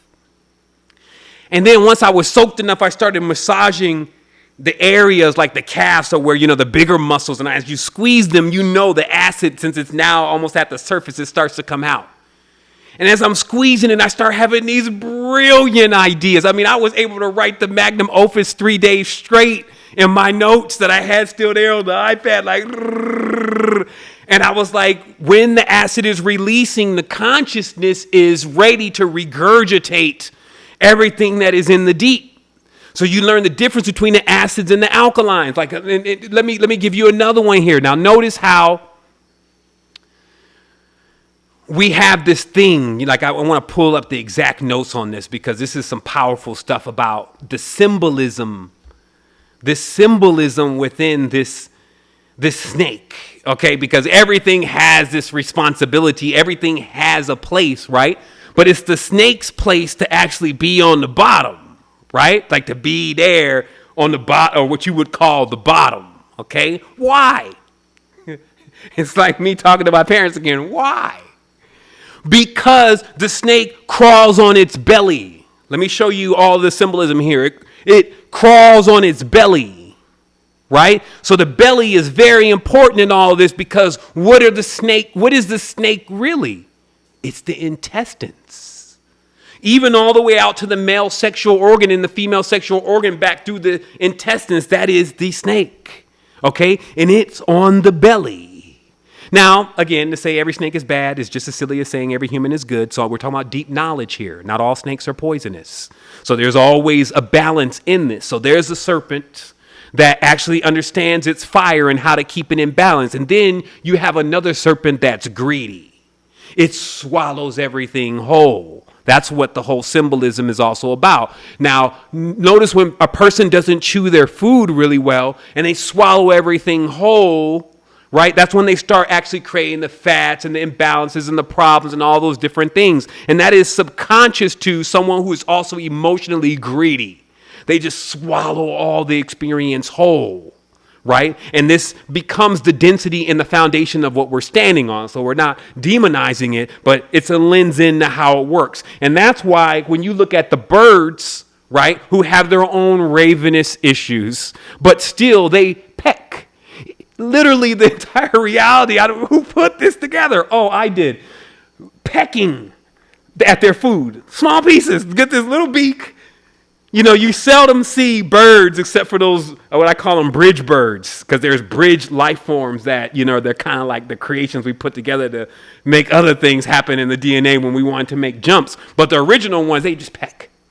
You know, they're pecking at little pieces. It's never like the big portions at one time. So even within nature, you have the supreme knowledge always encased, always perfect, and always expressed properly. For he who knows the truth, which is the truth is he is all and she is all things. Because you notice I could have easily got hung up on the snake thing. I could have never been able to crack the complete code of the symbolism or anything if I just went into snake hating. And then just bird loving.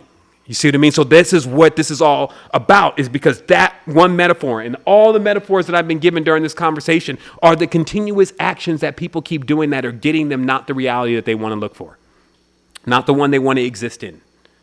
They just keep doing this same thing. And that's why it's like a habit. And what parents do is they break you from habits. What elders do is they break you from habits. They break you out of those destructive cycles where it's like your wheel. It's like, what are you doing? You're just going to keep crashing with that. This is how you get things back in line. This is how you get things in order. First of all, there is an order. You know, it's like when you're younger, you hear about the order and you're like, I'm making my own way. I'm making my own way here. Just, I don't know. I don't want to do it like everybody else. Do you know this is why the society progressively gets crazier and crazier? Because everybody doesn't want to do it like the previous. So that means they got to dress more crazier. That means they got to make more crazier music. That means they got to explore and experiment and bring more things in that haven't been figured out yet, because we want to get a change. So that's where all that comes from. So as an observer, that's where you have to be. Just an observer. He's like, I see. Every generation must have its own thing. It must have its own identity. So thus, it looks to be nothing like its previous generation. It wants to change every single aspect. It wants to change the music. It wants to change the clothing. And it wants to make it more wild, make it more radical. Not making it feel dull, but more radical. But over a procession of 10, 20, 30 times, soon the actual existence itself became so opaque, so distorted, so blurred from what it truly is and always has been and should be. Most in that projection become lost until they reflect back again to the originals and put on a pair of bell bottoms and get ready to actually do what we came here to do in the beginning and what we were always doing, being infinite, uniting things, bringing this knowledge that once you get that one ring, and this is where you can dance, okay? This is a real reward. Once you get that one ring, you don't have to actually repeat the entropic sides of the cycle anymore. Okay? I'll say that again. Once you get a ring, you don't have to experience the entropic sides of the reality anymore. You don't come offline. You don't get bored.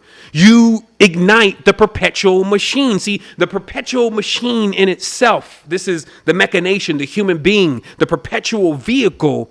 Once realizing that there is no good and bad, there is no white and black, there is no, all those different things become nullified. You have no what?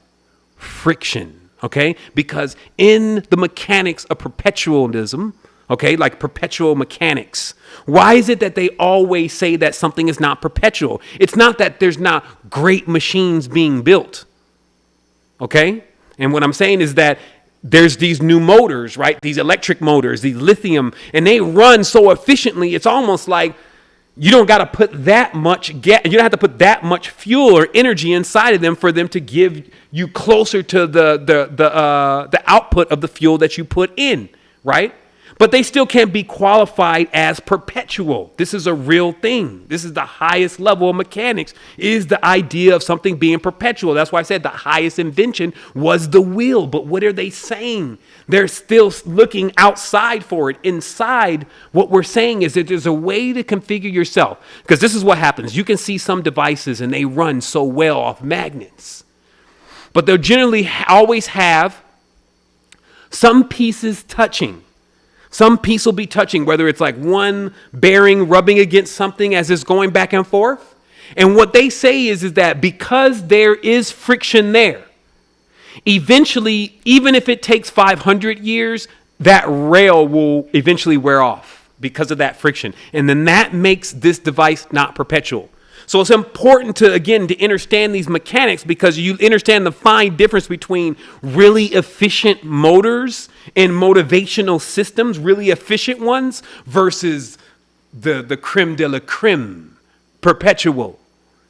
And the perpetual definition, to have a perpetual motor, means there must be no friction. So if you look back into the consciousness then, which operates as a wheel, and then say, well, how do I create a consciousness without any friction? Then right away you can see that if every spoke, every turn of your mind is constantly conflict, which is you not recognizing what is you're experiencing and what is its place, you're creating friction. And then whether you believe it or not, it's still wearing down your existence until you're eventually going to get bored, which is when you don't want to keep driving in the cycle anymore. And then you're going to be ready to leave, which means going to sleep. It doesn't mean you're going to be like gone. And people need to kind of understand that now. I feel like the conscious community becomes so abstract in what they want in their projections. It's like, I just don't want to be here anymore. Where do you want to be though? I never thought about that. Well, shit, if you're not, okay, stop. If this is going to work, this secret thing you've learned with the manifestation stuff, where are you going to manifest yourself into? Like a black bag or something? Like just like a space of like a nothing? Yes, that is where I want to be. Okay, well, get in the closet then and sit over there for a while. And then I'm sure you're going to come out and probably even check your phone and want to get back into this. Let's get way more cohesive with this experience. Like I said, that's what's going to be the running title for this show, is Don't Delete Your Life. I just let it be gone quantum. And I put it that way because a lot of these teachers are teaching, especially the Tibetan master, and he's so master, and he says to just throw it all away. It means nothing. And it's like, but he's not paying rent. Like he doesn't have 2 kids though. Actually, they're not even letting women in there. I don't know what epoch they're from. Maybe we'll get on that ring. But I think that, to be honest, people are taking it too literal. You need to be in their culture, living with them, going through that experience to understand what they mean by, hey, let's wipe this mandala painting out, which could only be an expression of, hey, don't let it get to you. Never let anybody steal your joy. Don't fucking grasp on to stuff that you're always going to have anyway. If it's the truth, it's going to be with you everywhere. But if it's an illusion, it's going to disappear the moment that you get real. That's how it's going to be. And if you want it any other way, then you want to go into Wonderland, Alice. And there's no problem with that, but I don't want to go there with you. And that's what I'm also saying about me, my tribe, the people around me. We don't have to go to Wonderland for anybody that wants to play around with the mechanics of the great creation in a way that is not balanced and harmonic with what the ancient laws and the gauges and the measures in which we have now, all this power and technology is showing us is true. So that's what I said. When we ride the wave, it may be difficult to get on it. Like I think when I jumped on this phone call, I probably wiped out right away off the wave. I was like, hey, we can't even hear where you're coming from, but I'll get back up on that thing again. But do you know what it feels like I woke up 3 a.m. preparing all of this stuff and putting all these things together, and they re-upgrading the software. They deleted all of the different things. I put it all in there, perfect for everyone. But then if you start and it doesn't come out perfectly, what do you think you feel like? Well, as an adept, you feel like doing it again. You see, because you know what? The medicines, they don't make the person. They don't make you spiritual. The books, they don't make you spiritual. I've seen people, they go on these long ass journeys. It's like 8 weeks on the journey. I'm in ayahuasca. I'm in the jungle with this, and we're out here, and they come back the same person. I'm like, man, are we even drinking the same ayahuasca? How did you make it back here with your ego? Like, I just want to know anyway, just from my own memoirs, like, you just drunk 8 weeks of ayahuasca and you are still talking about, division and all this kind of stuff. Like, man, we're drinking this different medicine. But no, it's not that. It's just that those medicines don't make the person. They can help you, sure. They can improve things for you for a moment, sure. But ultimately, it's your choice to whether you want to regress back into that same mode and just bring ayahuasca residue with you. Because then you can brag to everybody that you've been on this journey. It's like, I get so sick of it, I don't even watch it anymore. That becomes my purging. And I say, oh, I got to purge. It's like a purge from the whole conscious community. It's like, I'm sick. And then I got better. And then I'm back again. I'm like, okay, so let me just go into still pioneering things. So here it is. That last 49 to 56.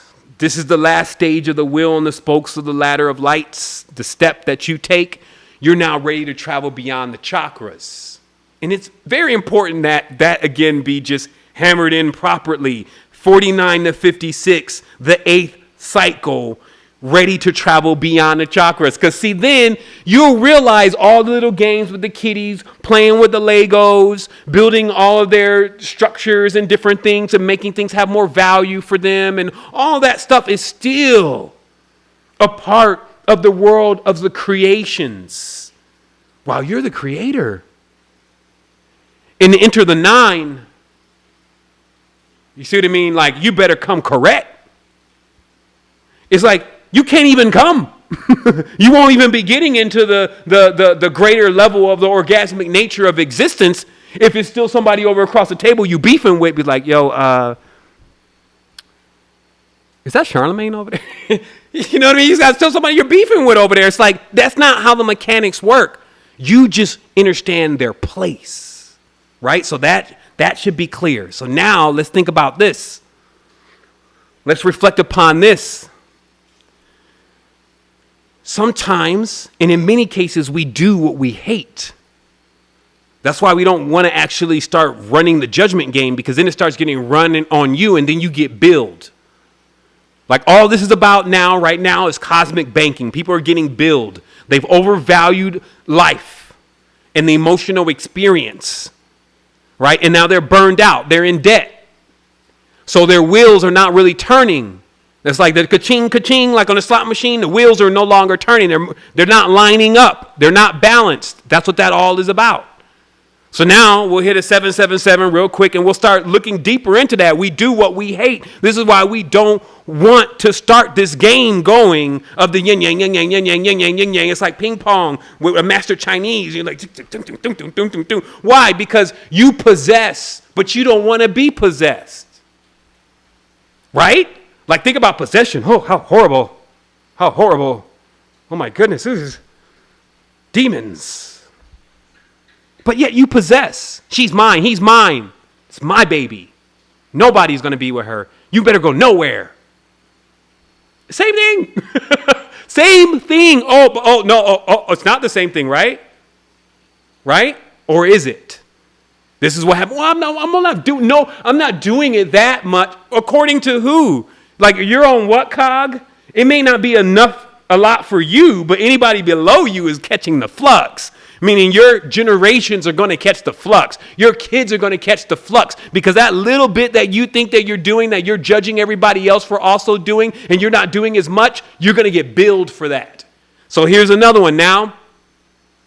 We also hate to get judged. We hate it. Like somebody says something about us. It's like, I really don't like the way that they bring the message. What? But you hate it to actually be done to you. It's like that person is not there. Okay, I don't think they bring the message so well. What? This is why it's great to just keep encouraging everybody, right? Like, hey, yo, namaste.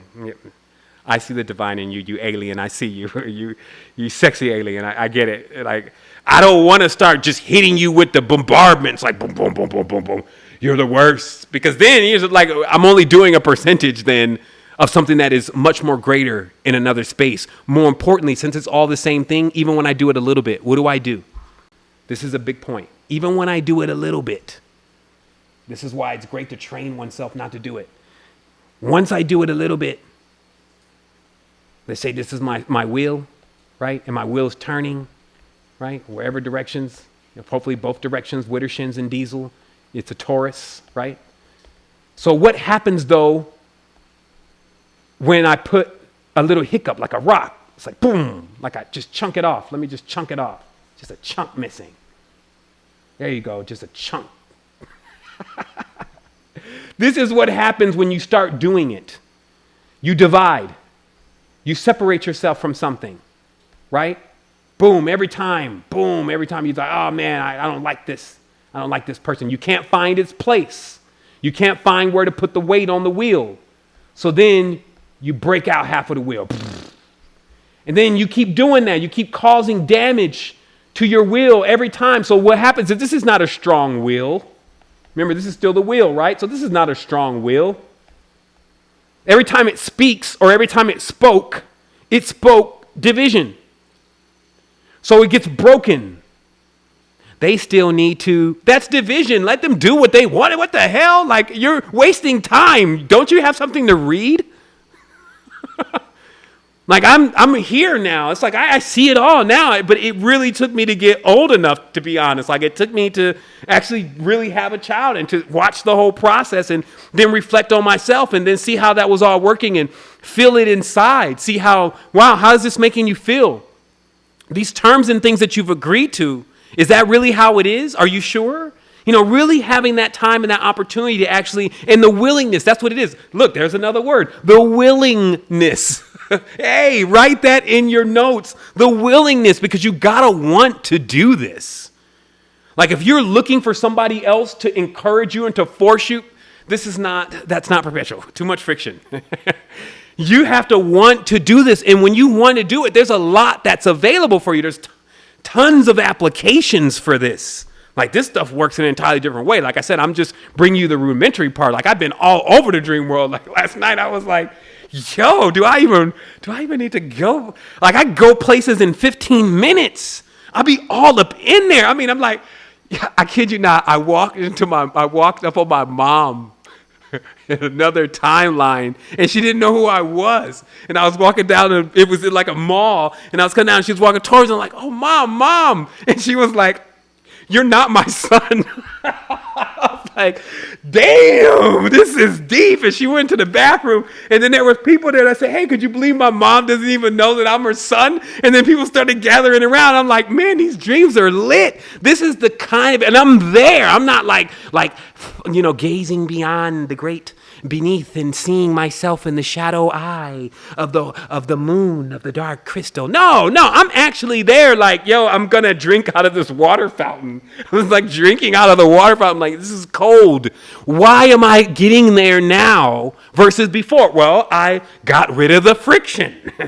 I stopped letting my power be taken away by things that I put into play. It's like, I put you on. What are you talking about? Like, all that you're functioning with, my ancestors built. So I'm going to let you play kitty with it because you know why? You know why? Okay? You know why? Because you know how when you're doing things that are like silly, like monotonous things, like washing dishes, right? Laying in the tub, massaging your leg. You have the most brilliant ideas. And they say that's because you disengage from your consciousness, you get your motor skills busy, and then you're able to come up with the big thing, right? I want everybody to take a moment and bear witness to that at times when you're doing stuff and it's just monotonous stuff. Like, I ain't even playing video games. Somebody saw me on PUBG the other day. They were like, "Are you Seven Boma? Are you understanding?" I was like, "What's good?" They were like, "This is impossible. I was just looking at your video the other day, man." I was like, "Man, if I could ever connect with this dude and you're here." And I was like, "Yeah, it's a great thing that I'm here, right? If everybody was judging PUBG, then maybe I wouldn't even be here." And that's how it works. That is what's making me be everywhere. And that is quantum. So anyway,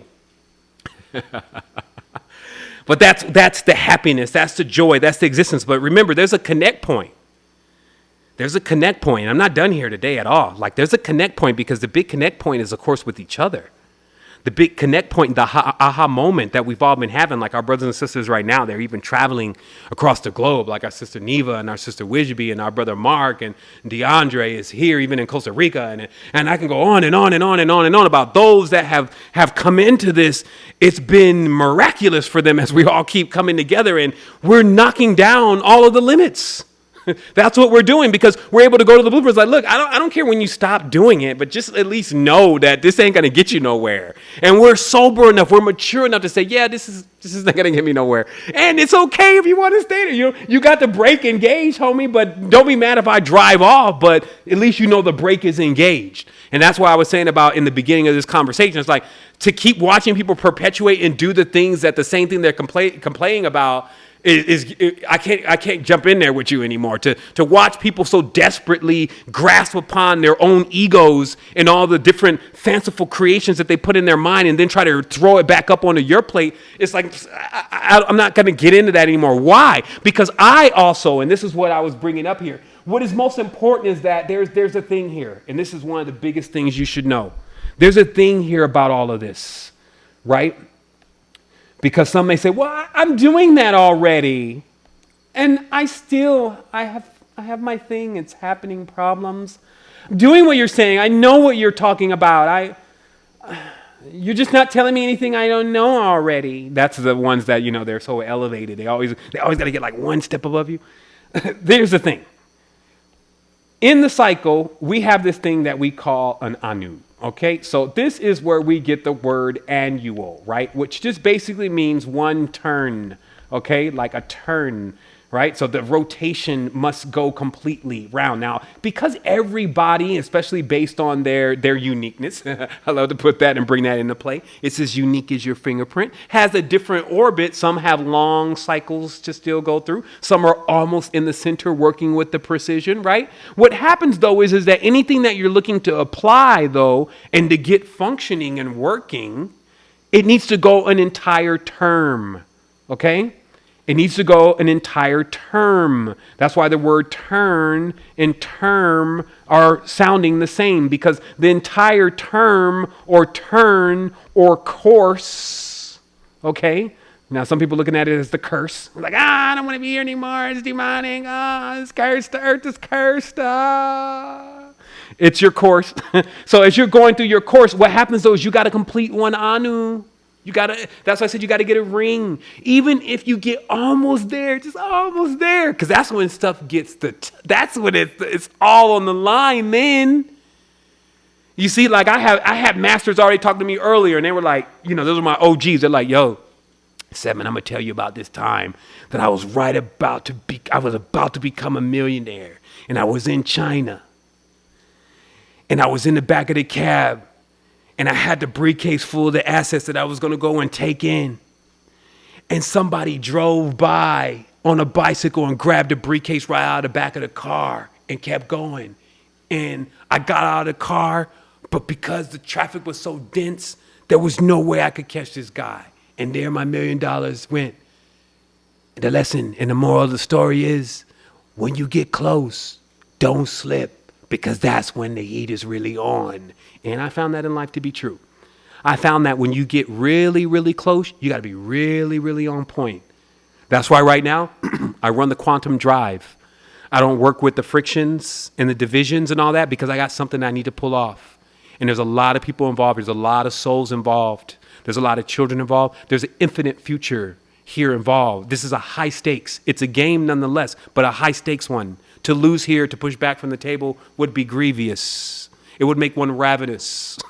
So it is very serious here to counterbalance these weights properly in this projection, especially with these heavy cruisers and these big celestial bodies. Like as a soul, when I see human beings, I see souls. And as the power of a soul, like that's a unit of energy. You know that, right? Like 6 souls. Go look it up. Souls are units of energy. So it's like, this is 10, 10, 12, 14 souls. Do you know how many quantum heavy body cruisers you could run on 12 souls of kilojoules across the cosmic projection?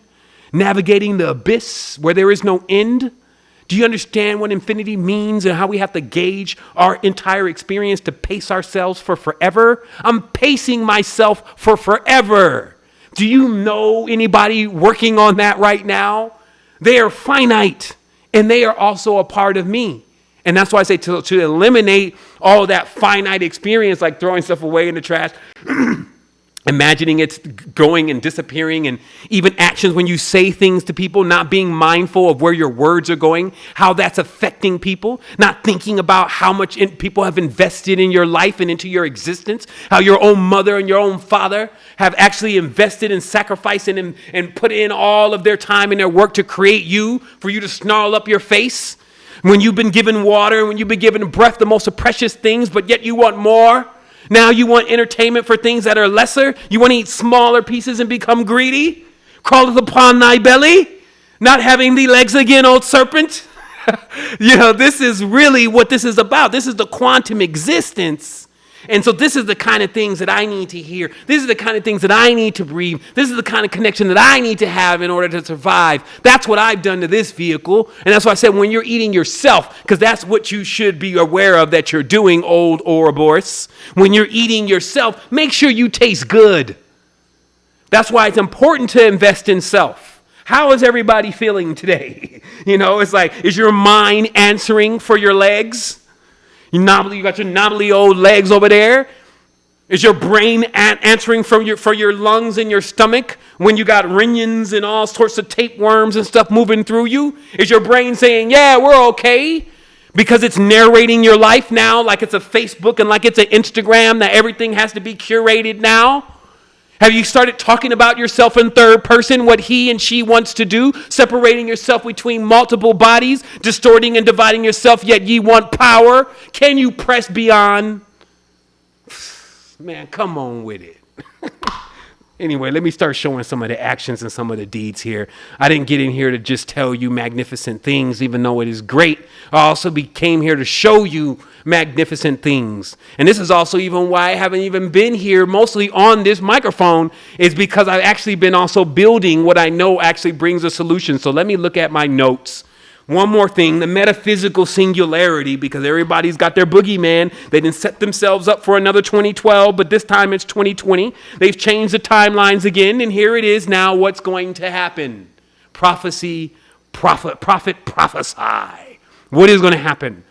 Singularity, what does that mean? Well, I gave you one part of it, how everybody wanted to jump into VR and play around with ray trace chicks and dudes that they can actually get stimulated by packs that they put on with your own Kickstarter even right now, to where you can feel the expression, and then people start rubbing on the silicone until they realize that, it's not real enough, right? I want more, but yet you breathe air, okay? So what singularity is about the awareness that everything here, including this right here, you get on one, right? I mean, way up there. And you look at this again, and you tell me what you see. I'll tell you what I saw. I saw self. I'll tell you that even on a time in which I was lofty, looking at everything high above, seeing everything, and then realizing, because I had that visual, being able to be in a space where there's not trees around you, not a room around you, not a people around you, not a circle around you, but a place where you can see infinitely and broad enough to where you can open up the real eye of Ra with all the measurements and the machinations and all that. When you open it up big, then you see the whole form.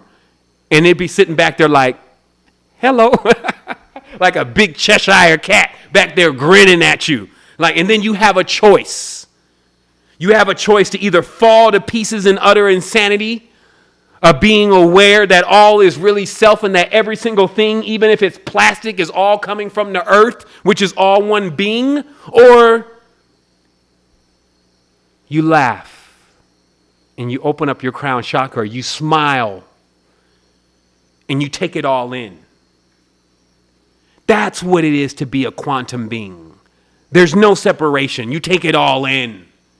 You cry, you laugh, and you get motionless, unmovable, and you can do all those simultaneously. This is balance, full spectrum. So, some last thoughts here. Quit handicapping yourself and others around you. It's like this whole thing, it's like we build together. We go together. It's not about one person. Oh, this one person responsible for this. 7 didn't do this. 7 didn't do that. What are you doing? We're moving together. This is a quantum solution. Stop handicapping yourself. Why are you not talking to me? Out of economy. You're handicapping yourself. We can talk. But there's other things that you need to learn before we do. Especially to really be having a great conversation. This is where I talk at. I don't answer questions. But how I truly like to communicate, I need way more peripherals. I don't need limitations in order to be able to communicate who I am. And there's spaces. That's why the dream world is the quantum space. What does it reveal? What does it reveal to be quantum? It means that in every single point in that moment, you're there. You're in. You love like you've never loved before. But it's only because you can let go. Think about it. The dream world is the quantum space. You'll have a dream and you'll be so entangled. But then in the morning, when the morning comes, you forget. It'll wash all away. And you won't even grab it. You won't even be like, oh no, I want to go back to that dream. This is how you have to treat your life in order to have yet greater experiences and to allow the others that are around you that are having this experience with you to not build up karma with you because you keep thinking about it. Right? I mean, we're talking about the what we call the evil karmas, the ones that must be paid back in the galactic banking systems of debt, where you were trying to find somebody that owed you something. Okay? And so when you want to blame somebody for something, then you're trying to find somebody that owes you something. Right? And then when you say, pay that debt to me, which is what you're saying even energetically, pay me back, now you're putting them in debt. They then give you what it is that you're demanding from them. Here. And they give it to you. Now they're in deeper debt. So they become even more diabolical with what they do to earn. This is what's happening all on the spiritual plane in the exchanges of the energy. There's not a time that we're going to be going to where you're going to be processing a different existence. This is all existence now, and it's a continuum. So like I said, either you're going to whine, you're going to go to sleep like a little baby, or you're going to wake up. You're going to wake up and you're going to stand on the foundation that you build, and you're going to bring others, which are self, into that. And you're going to see all of the whole experience rather than just little parts of it. And it is going to make you wise, but it is a strong dose. It's a strong dose of medicine. And you're going to be required to stay balanced. And that means that you have to live it. And the easiest way to do it is, if you don't feel like doing it, don't do anything. Like, it's better, instead of putting in the evil karmas and billing yourself to do nothing, than it is to go off as a fool, as a train wrecking ball. But even then, you'll learn lessons. So remember, either way, the soul or the cosmos will benefit from whatever direction you go. It can harness both of your powers, right? It can take your fermentation and grow roses from it.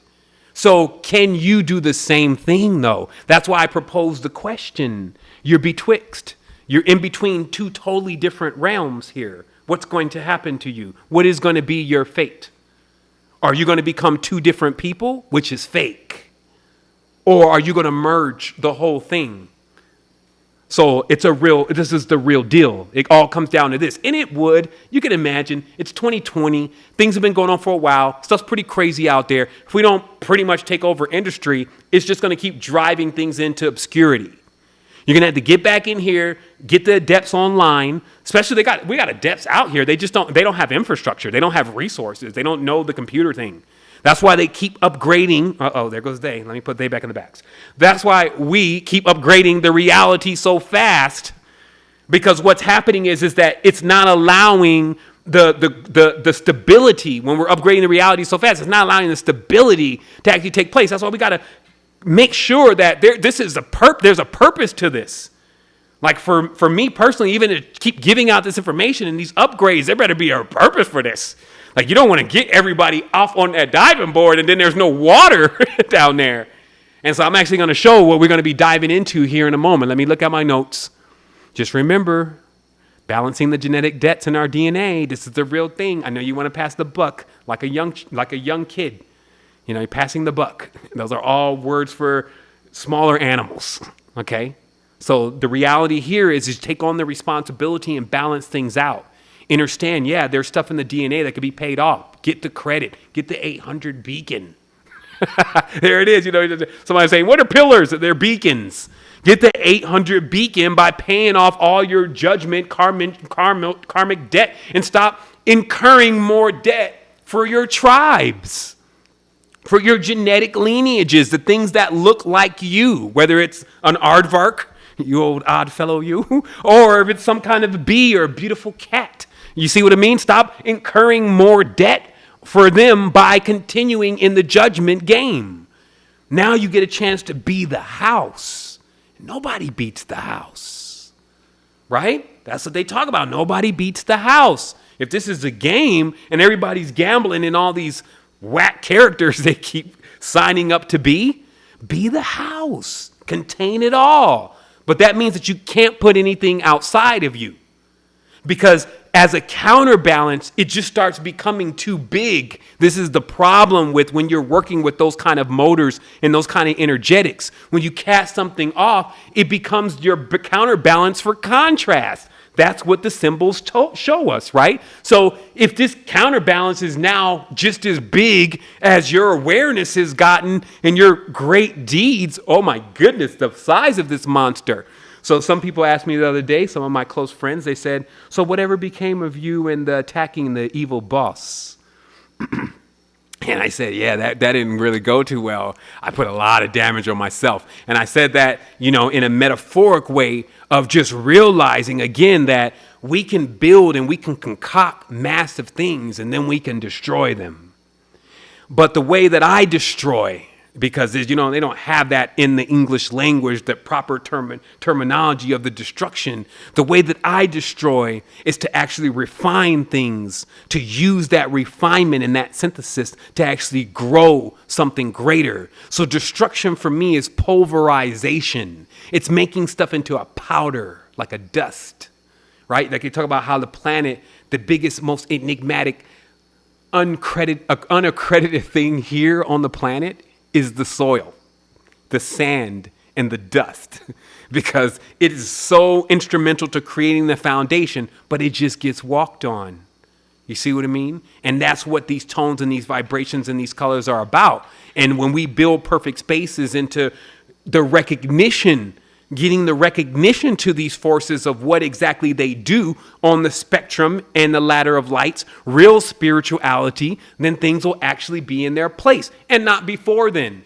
And until you sort it out in your own consciousness, you'll keep waking up to your own world that you keep pawning off to something else, and it will indeed take it. It will let you pawn it.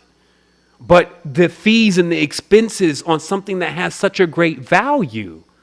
See, in a pawn shop, they don't give you the value nowhere near what it's really worth. So we should not ever pawn any of the responsibilities and the reality off on something else, because it finds value in those things.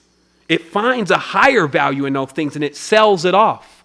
Like, lastly, to realize that one of the most hidden aspect of the current system in the world, the current, meaning money, currency, how things are living, is actually children.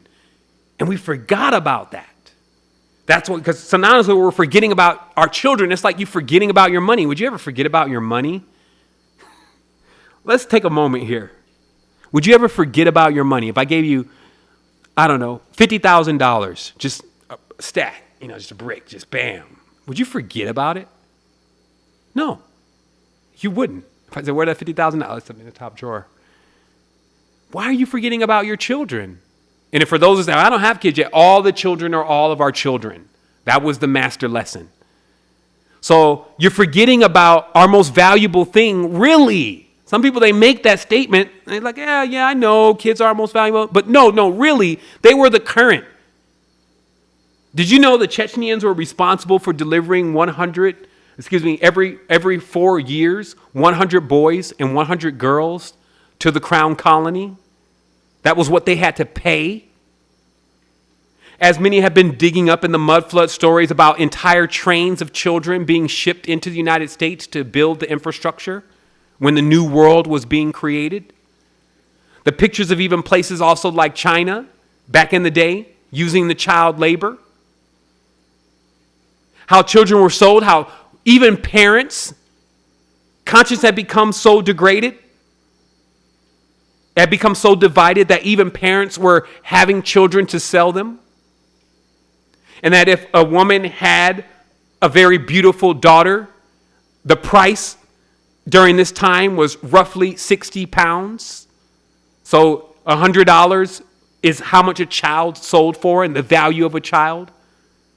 Women even less. And that currency system of selling our children is still happening. That industry is still robust. And it's not even just the pedophilias and all of the different things that we see going on. It's that, but it's also the educational systems, letting the children just go off to some stranger's house, and we don't even know what the stranger is saying and teaching and any of that, leaving them with Disney for the next enchanted, diabolical film where they're skipping their entire life. The spokes, they're learning things way too fast, and they're skipping processes that they need to be learning because now they know all about it. They need to be learning in longer phases. Now they know all about it because they just watched, Frozen. Right? So just remember, this is a high stakes game. The reason why it is a game also, because a lot of people don't know what that word really means. They think it's just their PlayStation. No. It's a reference that is given to when there is a more superior system. There is actually a more superior system. It's way more serious there. What you do over there affects everybody. That's why most people are not allowed access in there. It's like the parents not allowing the children to be able to access that part of the vehicle, because when you access that part of the vehicle and you do things, it affects everybody. Okay? So, yeah, it's just, wow, the knowledge is powerful. Knowledge is everything. And the wisdom and the application. I don't want to get hung up on the words here. Knowledge, wisdom, application. These things are going to govern your existence. But also, if you feel offended, if you feel like something was told to you that wasn't true, now you need to get your point across. You're playing with yourself. And what I was explaining is why they call it a game. That's what it is. You're playing with yourself. Because look, why they call it a game is because there's one far more superior. It's way more serious. One move there affects everything. So because that one exists, this one was denoted as the illusion, the game. Because it's not as serious as that one. And this is a matter of time. It's a matter of, just like we talk about in the wheel and waiting and spokes, that you can even do all of that here versus there. Every move that's made, every breath you take, everything you think, all that comes into play right away and begins to affect everything in the creation. Just like with a parent. If you think this is so far off, it's just like with the parent. So you're the parent. So every decision you make, if you drive off tonight, leave the kids at the house, go to the club, one of the kids get a hold of some matches, set the whole damn house on fire because you wanted to go party. It's because you put a child in a place with responsibilities that was going to affect everybody. And you did not think for one moment to not put them in that position? You think the ancestors, the great beings, microbes, etc., are doing that? Absolutely not. They're beyond your concept of the depth. So thus, that is the serious zone. You're not allowed access to that, especially in the dualistic mind frame. You're just going to kill yourself. Literally, you're going to kill yourself if you reach that stage and have not fixed your crossed wires. Okay, so this is very deep. Look, it's all even in the words of what I just said. So you want to understand how this non-judgment and balance plays out with the quantum motor, because you engage the quantum motor in duality, you're just going that fast towards a brick wall. And now, because it's 2020, gloves are off.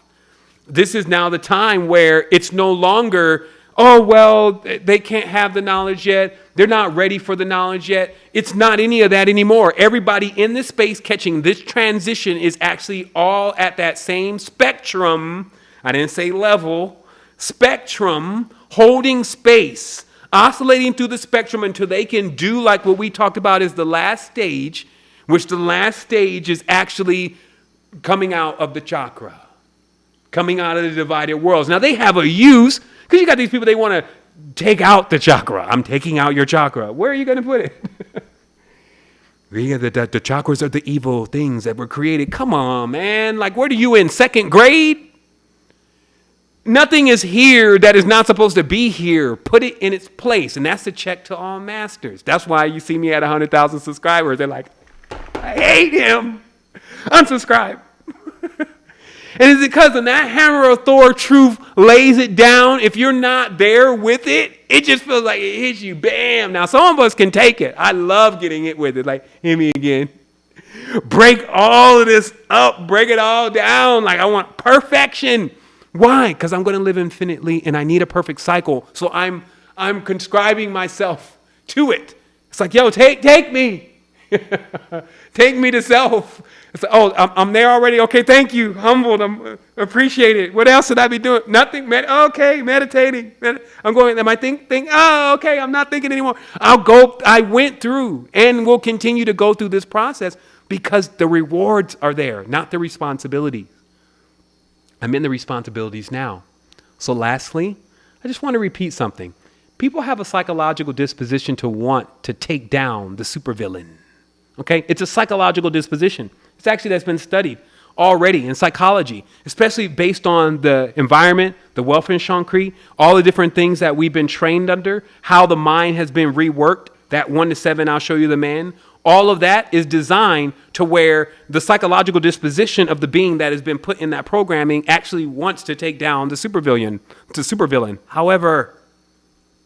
However, life is just more complex than that. There is not one being back there. It's not. It's several factions. Several different people with multiple reasons. Some that you would even agree with. All practicing a form of division.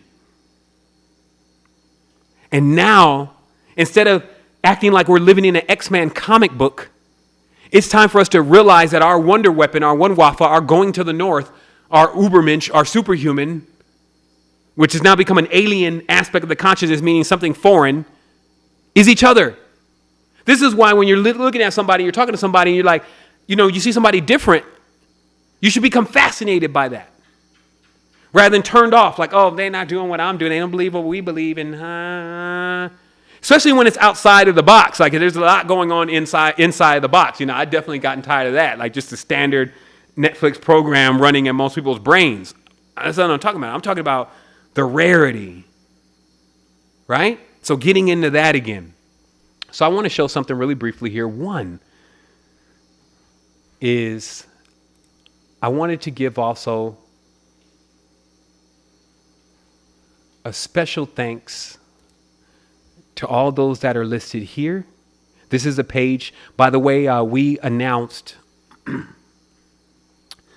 October 8th, auspicious day, etc., which is the time in which good and evil should become balanced. The whole good triumphing over evil thing, as I explained before, it doesn't make any sense to me anymore. I think this is it's going too far. So where we have to be is we have to be in a space where we're realizing anytime a program is introduced, in order to not get a lump in our wheel, like we talked about earlier, watch how things work. Watch others and watch yourself with this whole division thing. So, and speak things the way they are. Speak things the way they are, which is balanced. So there is a day on October 8th, and it equals the time in which there is supposed to be a balance finally happening. Okay? That is what's being expressed. That was on the 8th.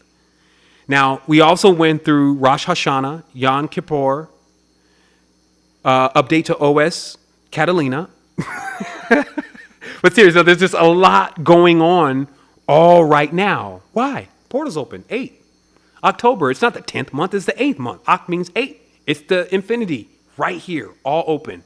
Ancestors have delivered since the Day of the Dead, which was earlier. That was towards Easter, somewhere around there, showing us who we really are, showing us our gifts, what we could inherit if we just come out of the prism spectrum of the colors, playing around with yourself.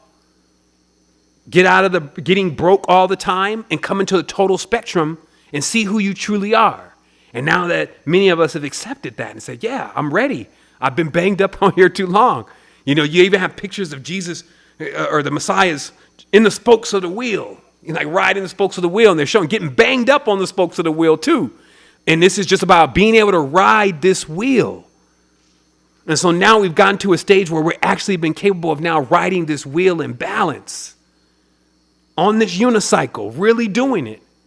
And where that's opening up for us, it's bringing us to what needs to be done. And so I wanted to show that also. Okay, so on the 8th, we started making the migration into the new site. We finally had to push the button like, okay, we got to go into beta because there are things that you activate after you activate other things. And for us to even activate the first one, we need to have everybody inside the platform. So everybody that's ever been a member, which we feel like it's just like everything else. Like if somebody's been there with you since the beginning, you got to ride out with them. So everybody that's been there since the beginning before the shift, they're also beta users. So they get a chance to take advantage of all the things that the beta users are getting a chance to enjoy. We're opening this new site. This is probably going to be around Wednesday, but we've already started making the migrations, and we have basically 90%, 95% of the migrations done. The only things that are actually remaining is some things that would just overwhelm our support systems by people just complaining about certain things. And so we wanted to fix that before we launched. But this has also been something that there's been so much integrity around this. There's been so much awareness around this, creating not just Secret Energy 4.0 powered by Mindful App, creating Mindful App, and also realizing what we can really do in the future, right? The near future. Because I'm speaking past tense in this case. Like back then when we were conceiving the idea, we were projecting into the future, which is now. And we were thinking what we can do. Like, man, what if this guy's, I know one guy, he had written a whole book about this guy creating something better than Facebook. And he was sitting there explaining the whole guy's life and everything. He knew nothing about me, but he was explaining my life. And then I started thinking, man, is it possible that what we created became bigger than Facebook? Well, it's already bigger than Facebook in my world, so hey, it works for me. But on the external planes, does it actually trend harder than even some of the platforms that we see now? I believe so. Because of what's been built in it. How much it empowers. How much it's not about just leaving you haphazardly to stay on the web all day so they can sell advertisements on you. No. Something that actually brings you into attunement and alignment with all that's going on around you and connects you with people. Even when a person spouts off the technology, it's like, oh yeah, we should have this, and then it should have this, and then it should have this. Being a tech giant lets you know every time somebody says they want to have more things, it not only means more resources, it means more complexity. And this is a real world. That's why YouTube, what do they do on YouTube? Just videos. Do you see YouTube doing payment plans and YouTube doing products? And no, they just do videos. Okay, so for us, we have about 40 actionable points inside of our system, all equally powerful. So we're not doing one thing, we're doing 40 things. So what does it take to deploy that kind of technology? First of all, it takes a lot of perseverance. It takes knowing that I didn't get too far in over my head, that I can really do this, that even if we don't have the resources, when I say we're still building it anyway, yeah, beat the drum louder, that's still behind the scenes. I'd be like, yo, we're going to do this. And we don't even have a budget for this. We're going to have to trim everything down And actually it's like, bring me all the parts and then we're going to use it for this. And really making those moves and know how to move with those moves precisely. So I want to say that we were able to raise $70,000 out of $400,000, which was a real quote. It was a real price that we were given of how much it would take to actually build this site to this level. We sketched out everything in phases, and it's great to be at phase 1 already, meaning we were able to build a system within the period of a year that is the world's first conscious ecosystem. It is not just a statement, let's build a conscious social network. Oh yeah, let's do it. No, it is something that we've actually done. So let me take a minute to read a note here.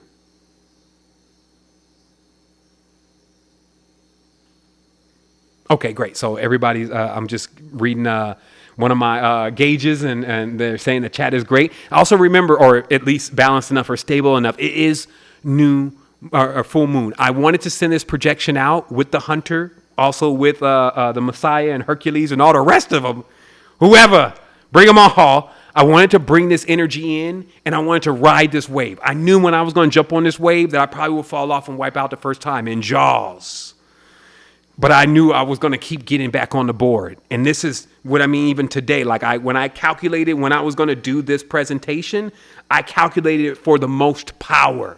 Now, normally you would actually kind of coast into it or do it before it, especially if you didn't want to experience technical difficulties and those kind of things. But I said, no, we're going to jump on right at the peak because we're going to ride this projection in and that's going to be the tune of the energy. That's what we need.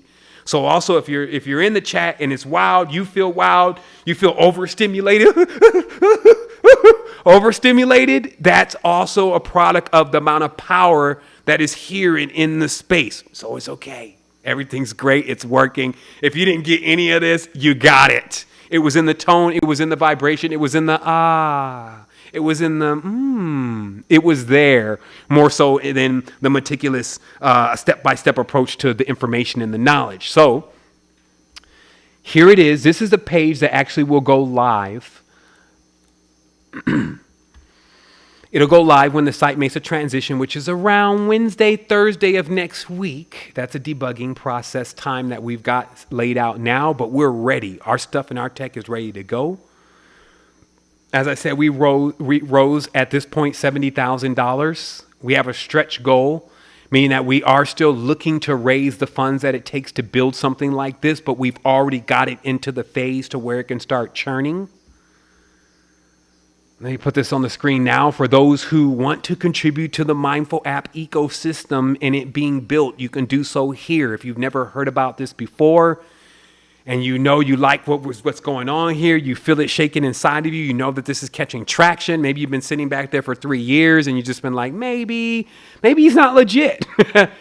Or maybe, and it's just been like a continuous 20-year maybe. I'm still sitting here in front of you, still delivering jewels. So if it is something that you can do jump on and fund this thing so we can keep building. But let me show you what we built, or a part of it. I'm not going to actually unveil it today, but I did want to let everybody know that this page is here. And I also, because what I'm also building is this massive system of transparency where you actually get a chance to see the current that's moving through the system. That's part of our design that we're going to be deploying later. But the reason why we're doing that is not only so that way when we start mindful funding, which is actually contributing towards big projects that people have going on, like creating homeschools for consciousness, etc. We want everyone to be able to see that current moving through and know where that current is going. And so part of that transparency, I want to show everyone right now, because I made a statement the other day and I talked about how that we built something that takes about at least 50 developers. You know, that's on the trimmed down end. Like I talked to some guys at Work Human, they have 400 developers there. Okay. We built something that not only takes a large amount of developers, but it also takes a lot of resources. And through one way or another, I've been able to continuously power this journey, and those that are around me, the pillars and the beacons, we've been able to power this journey to this point. As I said, we raised $70,000. But I do want to just bring people a window in very briefly to, this is one developer, right? So this is one of our senior developers that has been online with us to build this project. The reason why I wanted to bring this up, because some people may be like, okay, so where's the $70,000? Because they don't even understand technology and how much technology costs, and why somebody hasn't already built a big giant ecosystem for everybody because of what it really amounts to from a number scale. So I want you to take a look at this just very briefly and just see that since our great friend, which I blot out his name so people don't start harassing him, no telling what they would do to him if they just even knew his name. You should be surprised of some of the stuff that goes on around here from some of the people that are watching and the things that they do. So it's even that kind of thing going on. You would think everybody will be glad that we're developing and building something, but no. You show somebody's name or their information, they're calling the people and they're telling them about negative things and discouraging. There's weird stuff going on, but we power through. Snowpiercer. $51,000, $543 paid to date. Now, he's going to bill out big this month too, because there's also a lot that's been going on. And this is one of the developers. So that $70,000 then just already got minus by $50,000. Not to mention when you're mindful funding and not 501c3 or all of those other kind of funding where everything is like a write-off. So then you get the government in your life. This means actually you're taking this in as what people perceive as profit. That's why or what the system perceives as profit. And that's why there's actual things that people get for when they make contributions. They get courses, they get discounts, they get all these different things. And that's how we put our funding together to not go to Kickstarter, which they probably would have rejected us anyway. But what I'm saying is that even out of that $70,000, we have to pay 30% of taxes on top of the $70,000. And that's just one guy's bill. That has nothing to do with support. That has nothing to do with all of the meticulous things that are involved in building these kind of platforms. So that way we can do just what it says here. Arise together. You're looking at the landing page, which is the first page you dive into of Secret Energy 4.0. This is all I'm going to show of it today as far as our scroll through so we can understand what it does very briefly and what it's here to do, what makes it different. Okay. Also, everything that I'm showing you is fully responsive. We decided to deploy in a way where instead of going into these crazy app stores like Apple's App Store and Android's app stores and all the things they want to hold over your head, we built our own app inside of our own platform, and it functions also on your mobile devices. So this fulfills as we talked about, mobile wealth. Okay, so I'm going to blow it up a little bit here. Mobile wealth on all levels, because we learned that abundance is not just money. It's also friends, connections, the aha moments, all the different things that we share and that we love so much. We love to gather together and to be a part of these things. That is the wealth. And so what we created was something that becomes a great augmentation, meaning something that is allowing us to continuously do that in a very fluid way while also not wasting our time. So we designed a platform that wasn't, hey, come to the website every day. You can do that if you want to, but it's actually designed to get you in the know and get you into yourself and doing your thing and connecting with others. Also, you can see that we spared no aesthetic expense. Lots of energy goes out to all those that put their time and their energy into creating this. Our brothers and our sisters. I can't even name just one of them because it would be taking light away from the other one. We all spent so much time on creating this, and we didn't cheese on anything. Meaning that just because there wasn't the resources there, then we put our heart. We put hours in. We talked to some folks, seeing if they can do some stuff for us for free. We went there. So that is what bought this. So there wasn't nothing that, just because we don't have the resources, we didn't get their support, we didn't get the finances, because we feel like at this point, we're still showing people what we can do. We're still gaining the trust. That's what it feels like to me. Or else, again, 100,000 subscribers 1 year, $70,000 deployed technology that's worth millions. It's priceless. Doing it with the streamlined crew, just a ragtag team of runabouts that are ready and just have heart, and being able to push all the resources in the right place and even go and get resources from other places just to do this if that wasn't coming from everybody else. And then here we are. What is it? Here you have quantum growth at your fingertips. It is the tools. the actual machinations themselves that allow you to remain in tune and in balance. I won't unveil this completely because I have a day for that, meaning that where I had some previous speeches in the past about what this is capable of doing. Everybody now gets a chance to see it and know that it's here. So when we start going over the fine details of how to actually do it, that's another conversation. I'm just here to show you what it does, what it looks like. And also remember, because of how the platform is designed, it is designed in a way that if you invite someone to it, they feel invited. And not only do they just feel invited to another, here's information. No, they're invited to the tribe. And they get involved in something that teaches them deeply about who they are in so many different ways. And so we have Etymology being activated and built inside this platform. That's the knowledge of yourself. What you need to do, the actionables to strengthen yourself, and deploying those actionables through these devices that do that at least very well, which is to remind us, alarms, alerts.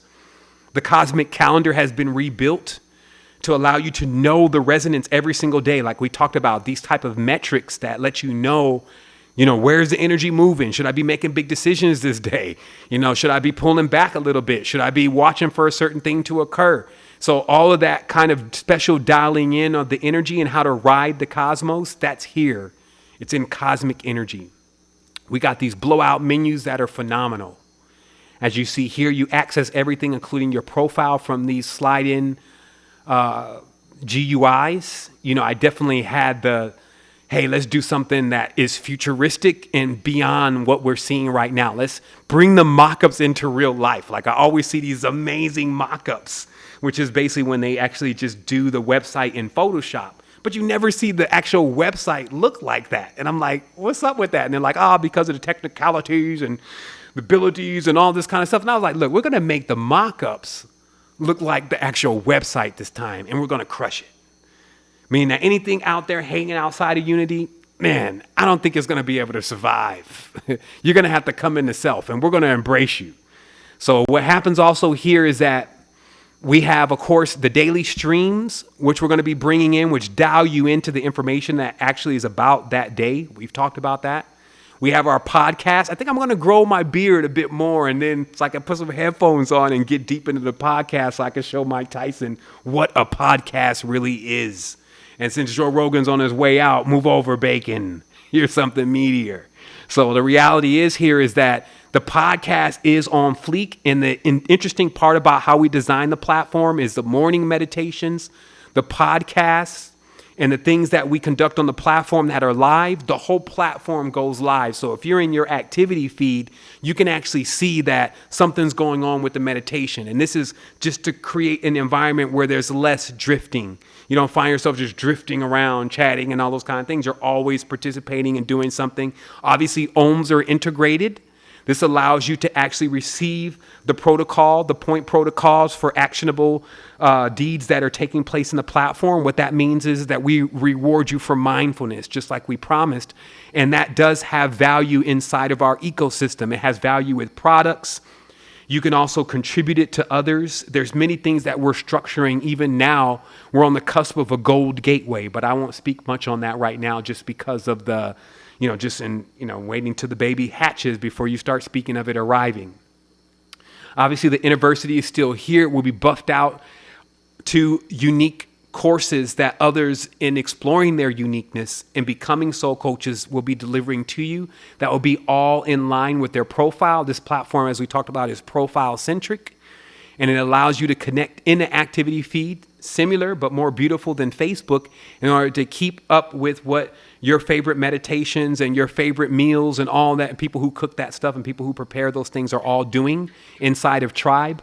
We've also bolted on Real Search. We built from scratch a tool that allows you to be able to search through all of the metaphysical videos that we've created through keywords on your mobile device. So if you say Kundalini, you'll get every single video that I said Kundalini and get a chance to go through everything Seven said about Kundalini to just exhaust the topic once and for all. So you can just move on from that. And also anybody else that we put into that system. And so that's Real Search, which is, again, something that we've created from the ground up. We also have GeoChat, and some of these things that I'm mentioning are more heavier in our resources. That's why we start in beta, just so you understand technology.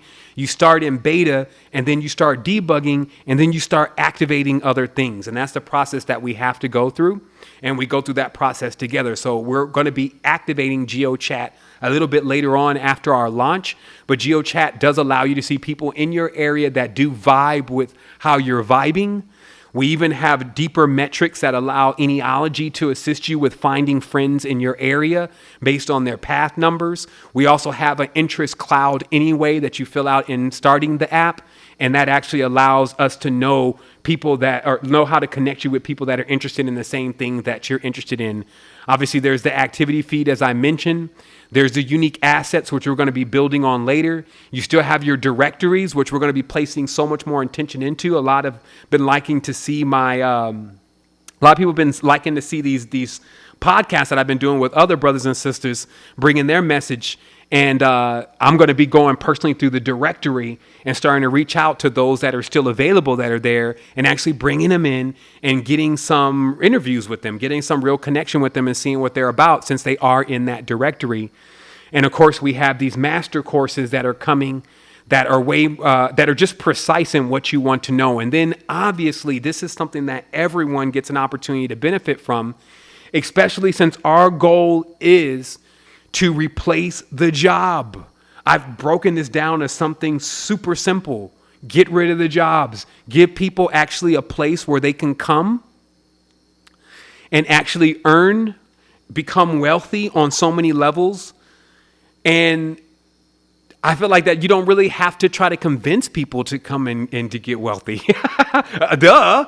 That's why not too many people have been able to deliver on that. But truly, it is possible. It's in the laws. It's actually in the laws of gamification, the theories of gamification, what you saw in cryptocurrency, what you see with WhatsApp, what you see with Facebook. When there's a lot of people all in one place, that's the greatest value, especially if they're exploring their uniqueness. And that's what makes this so different than your Instagrams and makes it so different than your Facebooks, is because this is letting you explore your uniqueness and giving you the Goonies, giving you the brothers and the sisters, the comrades, the other creators with you to go on that experience. And then also you're earning along the way. You're replacing the job. And this is it. This is the precipice. Like they couldn't do this because they were betraying themselves. So we did it because we're in tune with self. So we got a little footer here. And then obviously there's a store side to this. This is your main lander. Also remember that we have a very strong affiliation. Our commissions are high. And we have some amazing products that have come in. And I guess it's no longer accessible. There's migrations going on right now. So I'll close this up. But these will be things that you'll be able to see next week. And wow, because I get a chance to look at it because, I'm not only the client, I'm the president. I definitely can say we did our best. And we're just beginning. This is phase 1. We've climbed the ladder. What we do from here will already show people just how we get to it, just how serious this is. And just it will eliminate all the questions. Like, I wonder if he's really, or I wonder if they're really, or all of that's been going. I feel like it is going on, obviously, because there still hasn't been, like I have to look at the metrics.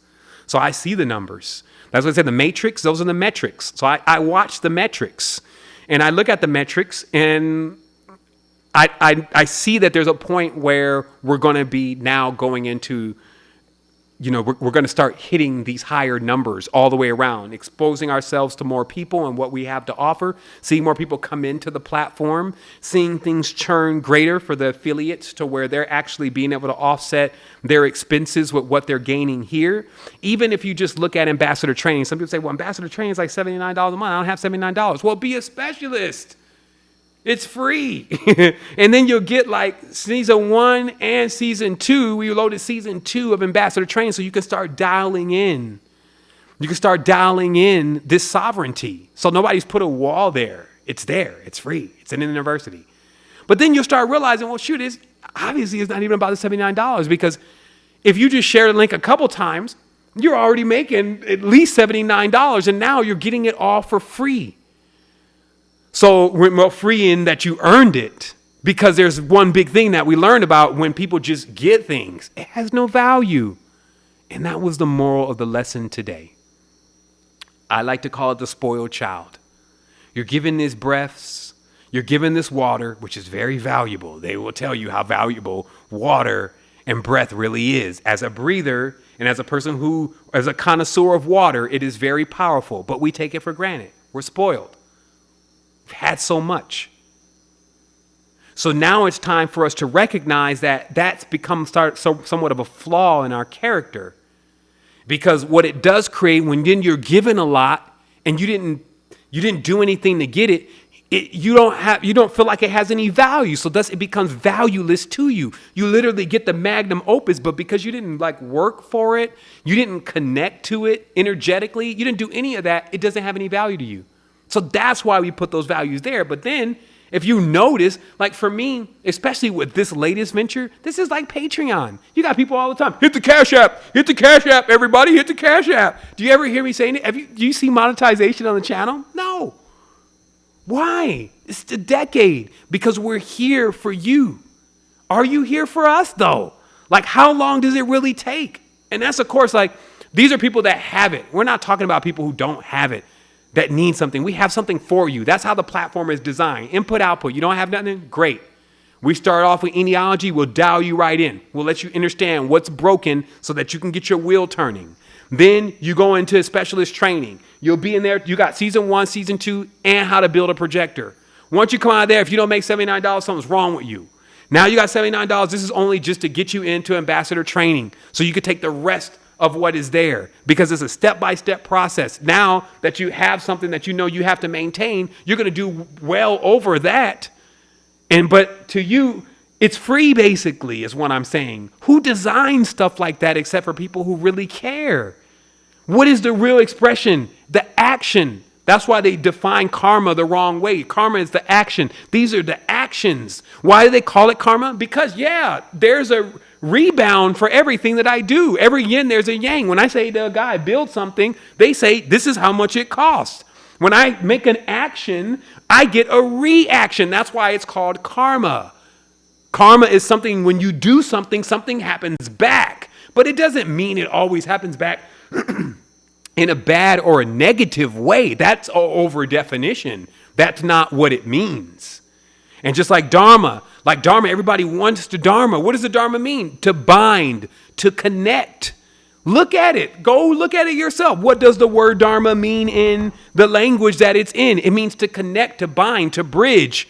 So truly the greatest gift that you can be given is to be a part of something that is bridging and creating and connecting. But now you can sit back on the sidelines and you can watch. But wouldn't you rather participate? Like I said, if you see how many people are on that list, I think in pillars, there's about 459 pillars, if I can remember properly. And it may go up 1 or 2 in a day, right? Or was it one of the 70% of the campaigns that failed?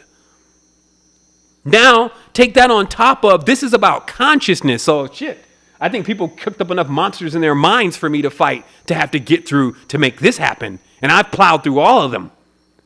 So what I'm saying is that there's so many things that you would face, but together, what we've been able to do is we've been able to pierce right through it. And not only that, we're just getting started, because also we know that the greatest value is actually in our children. So sure, we got to get the adults straight, but to be able to repurpose the same platform, which is a clone. Once we finish this platform and it's debugged, we can clone it. It costs money. It's hundreds of thousands of dollars to do this. But then, because we own it, we can say, let's make a kid's version. And let's bring Etymology for kids. Let's actually allow kids to actually earn more points for becoming aware of themselves. Let's let those points actually be redeemable for things that they need, so they'd stop selling drugs and stop selling all of their selves and selling out because they need to go and make money so they can be like their rap video freak, right? So instead of that, they could come into the platform, learn about themselves, and make currency. Because when you watch kids, it's like if there's no incentives, they're bored. But instead of putting them on mow the lawn, what is he going to learn from mowing the lawn? Well, I learned a lot. I actually learned quantum economics, but that was me. I was a prodigy. The standard kid If they're not learning about themselves, it's disempowering them. So you see, we're just getting started. But it's planned out beyond 10,000 years. It's planned out to infinity. So I just wanted to say wholeness and balanced vibrations to everyone. It's been amazing. It continues to be amazing. We've created a lot of stuff. We got stuff you haven't even seen, stuff we haven't even talked about. Even Fiagua is still sitting over here waiting on a second round from me, a second round of funding to deliver that. Hydrogen devices, hydrogen with magnesium, total regeneration. And then all this being placed also in your hands. Because remember, it's not just, oh, here's something to buy. Here's something to buy. Here's something you can present to somebody else to bring a solution for them. And guess what? You catch traction for that. We award you for that. You don't got to send links for products. You're not doing that. Just send a link to a post about something that's expansive. And once people get in there and start seeing what is going on, we'll empower them. If they don't have money, wait. 2 months, they're going to have some. They're going to make a financial transaction. You're going to get awarded for it because we're taking them through the process of understanding why they're not making current, why their will is broken. And then if they have something already, then they come in there, they find a smorgasbord, meaning something that they can really find something that they like in. And if they place a financial event within that, then you're getting compensated for that. And with us growing together like that, and continuously reinvesting back in the platform, like the $70,000, like where did that go? And one of the developers got 50,000 of it, and that's real deal stuff. And he's working on love prices. That's the other thing. He's at love. He's at $40, $35 an hour. Developers are at $70, $80 an hour. But we're digging. We're finding people that we connect with. We're resonating. And then also, we're not just talking, yep. Yeah, maybe it should be like this. Maybe we should develop this, and this, and this, and this, and this, and that. Like, man, if you were sitting for one moment and even listening to me, you would even realize that what you're telling me is the same thing that I actually told you. And you're actually regurgitating back to me what I said. But I have enough wisdom and knowledge to know now that we all need to be doing it together, not by ourselves. It's not my idea. Like quantum is using thousands of souls, consciousness to create a projection, but not that is for our own demise. Do you see that got everybody loaded in to a framework where, especially with the news and how everything is running, it is to everybody's demise to keep plugging into it. Every single thing that they introduce is all conflict. One person versus another, this person versus that. And then everybody has their own stance in the whole thing. So they all feel right. So they're getting left. They're getting left. There's no balance in all of that. But now, somehow, on the cusp of 2020, you've reached some stage of greatness to where the transitional phase of your consciousness to take you from binary to trinary and then beyond is now right at your doorstep being delivered to you with roses and flowers around it, with true care, not with a string attached, not for a certain price. The thing is free. Like, look at the information in YouTube. You go down, scroll down, do a big scroll. Like on your phone, you just go, wah, do a big scroll. And you'll come down there to yet more amazing gems that we keep projecting to assist people in growing. But again, are we sitting back here at $70,000? So people who really don't have money, they're like, wow, incredible, $70,000. But for people who really know any of this stuff, it's like, wow. Just $70,000? Somebody just bet that last night on crypto. And then we pull off the big platform. I just wanted to take one moment to talk about that. That's all I had to say. You know, it's just because it goes on. Okay. I'm getting some message here. Okay, yeah. Hold on real quick. Give me 1 second. Somebody's asking me a question. So in conclusion, what I'm saying is that if I never talk about this stuff, like people just skip along, la-di-di-da, you know, it's so easy. And then I would be giving you the wrong interpretation of what's happening. I want to be very transparent, let you know what's going on, let you know how we deliver, let you also see that, A, we do need real assistance. We're making it happen. Things are getting done. If you want to go and assist in what's happening here, you can go there if you've never heard of this before. What is it going to do? It's going to keep allowing us to build the ecosystem. We have phase 1, we have phase 2, we have phase 3, we have phase 4. What does this ultimately come into? Well, you can look at an intercom, like intercom is an app. You can look at a Zendesk. You can look at a work human. You can look at a Sears, a Kmart. You could see a Ford, a Ferrari. You can see all of these firms now having to have mindfulness in line, meaning support. What is it to say you have support? Right? Like some people say, well, like, here's customer support. What about employee support? Is there employee support in here? Employee just falling apart. Like he's just like not himself. Definitely not the same way he started the job. Why? Not spending time on self, not connecting with self, not eating the right things, not meditating. So does that make a better person to work with if they're doing those things? Absolutely. So you see how it starts? First, companies have powered by mindful app. Even Secret Energy is powered by mindful app. So companies start having powered by mindful app in line with their support for their employees. After work, if you have issues with your spouse, if you have health issues, if you're dealing with issues with your children, issues, this is the support for those issues. And then as we begin to work with those executives, those employees, as we call them, more, and they're starting to get empowered and realize who they are, because those are the people who are making the decisions, by the way.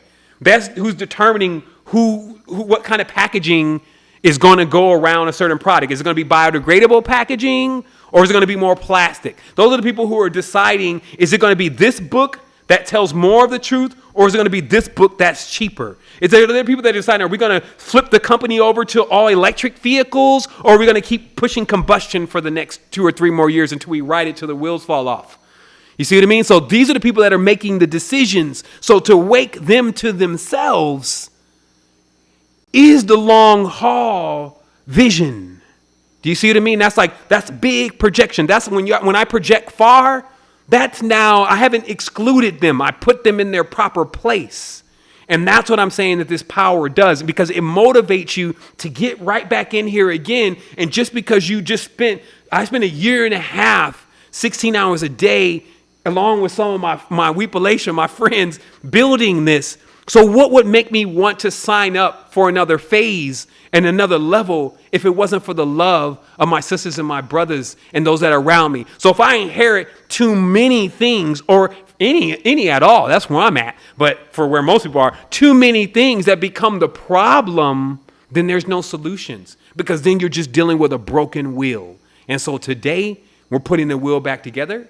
We're inflating the tires, getting the actual rubber back on the road, and we're causing traction. And we're doing that with how this has been created, and we're actually bringing the action into the reality, which is the true karma, and it's unobstructive, unobtrusive karma. So we can begin to inherit this dharma, which is the bridge. So we've invited everybody in, pressed down 100-fold, and that's what it is. So thank you so much, everyone. It's been real. I'll be talking to everyone soon, and let's get to it.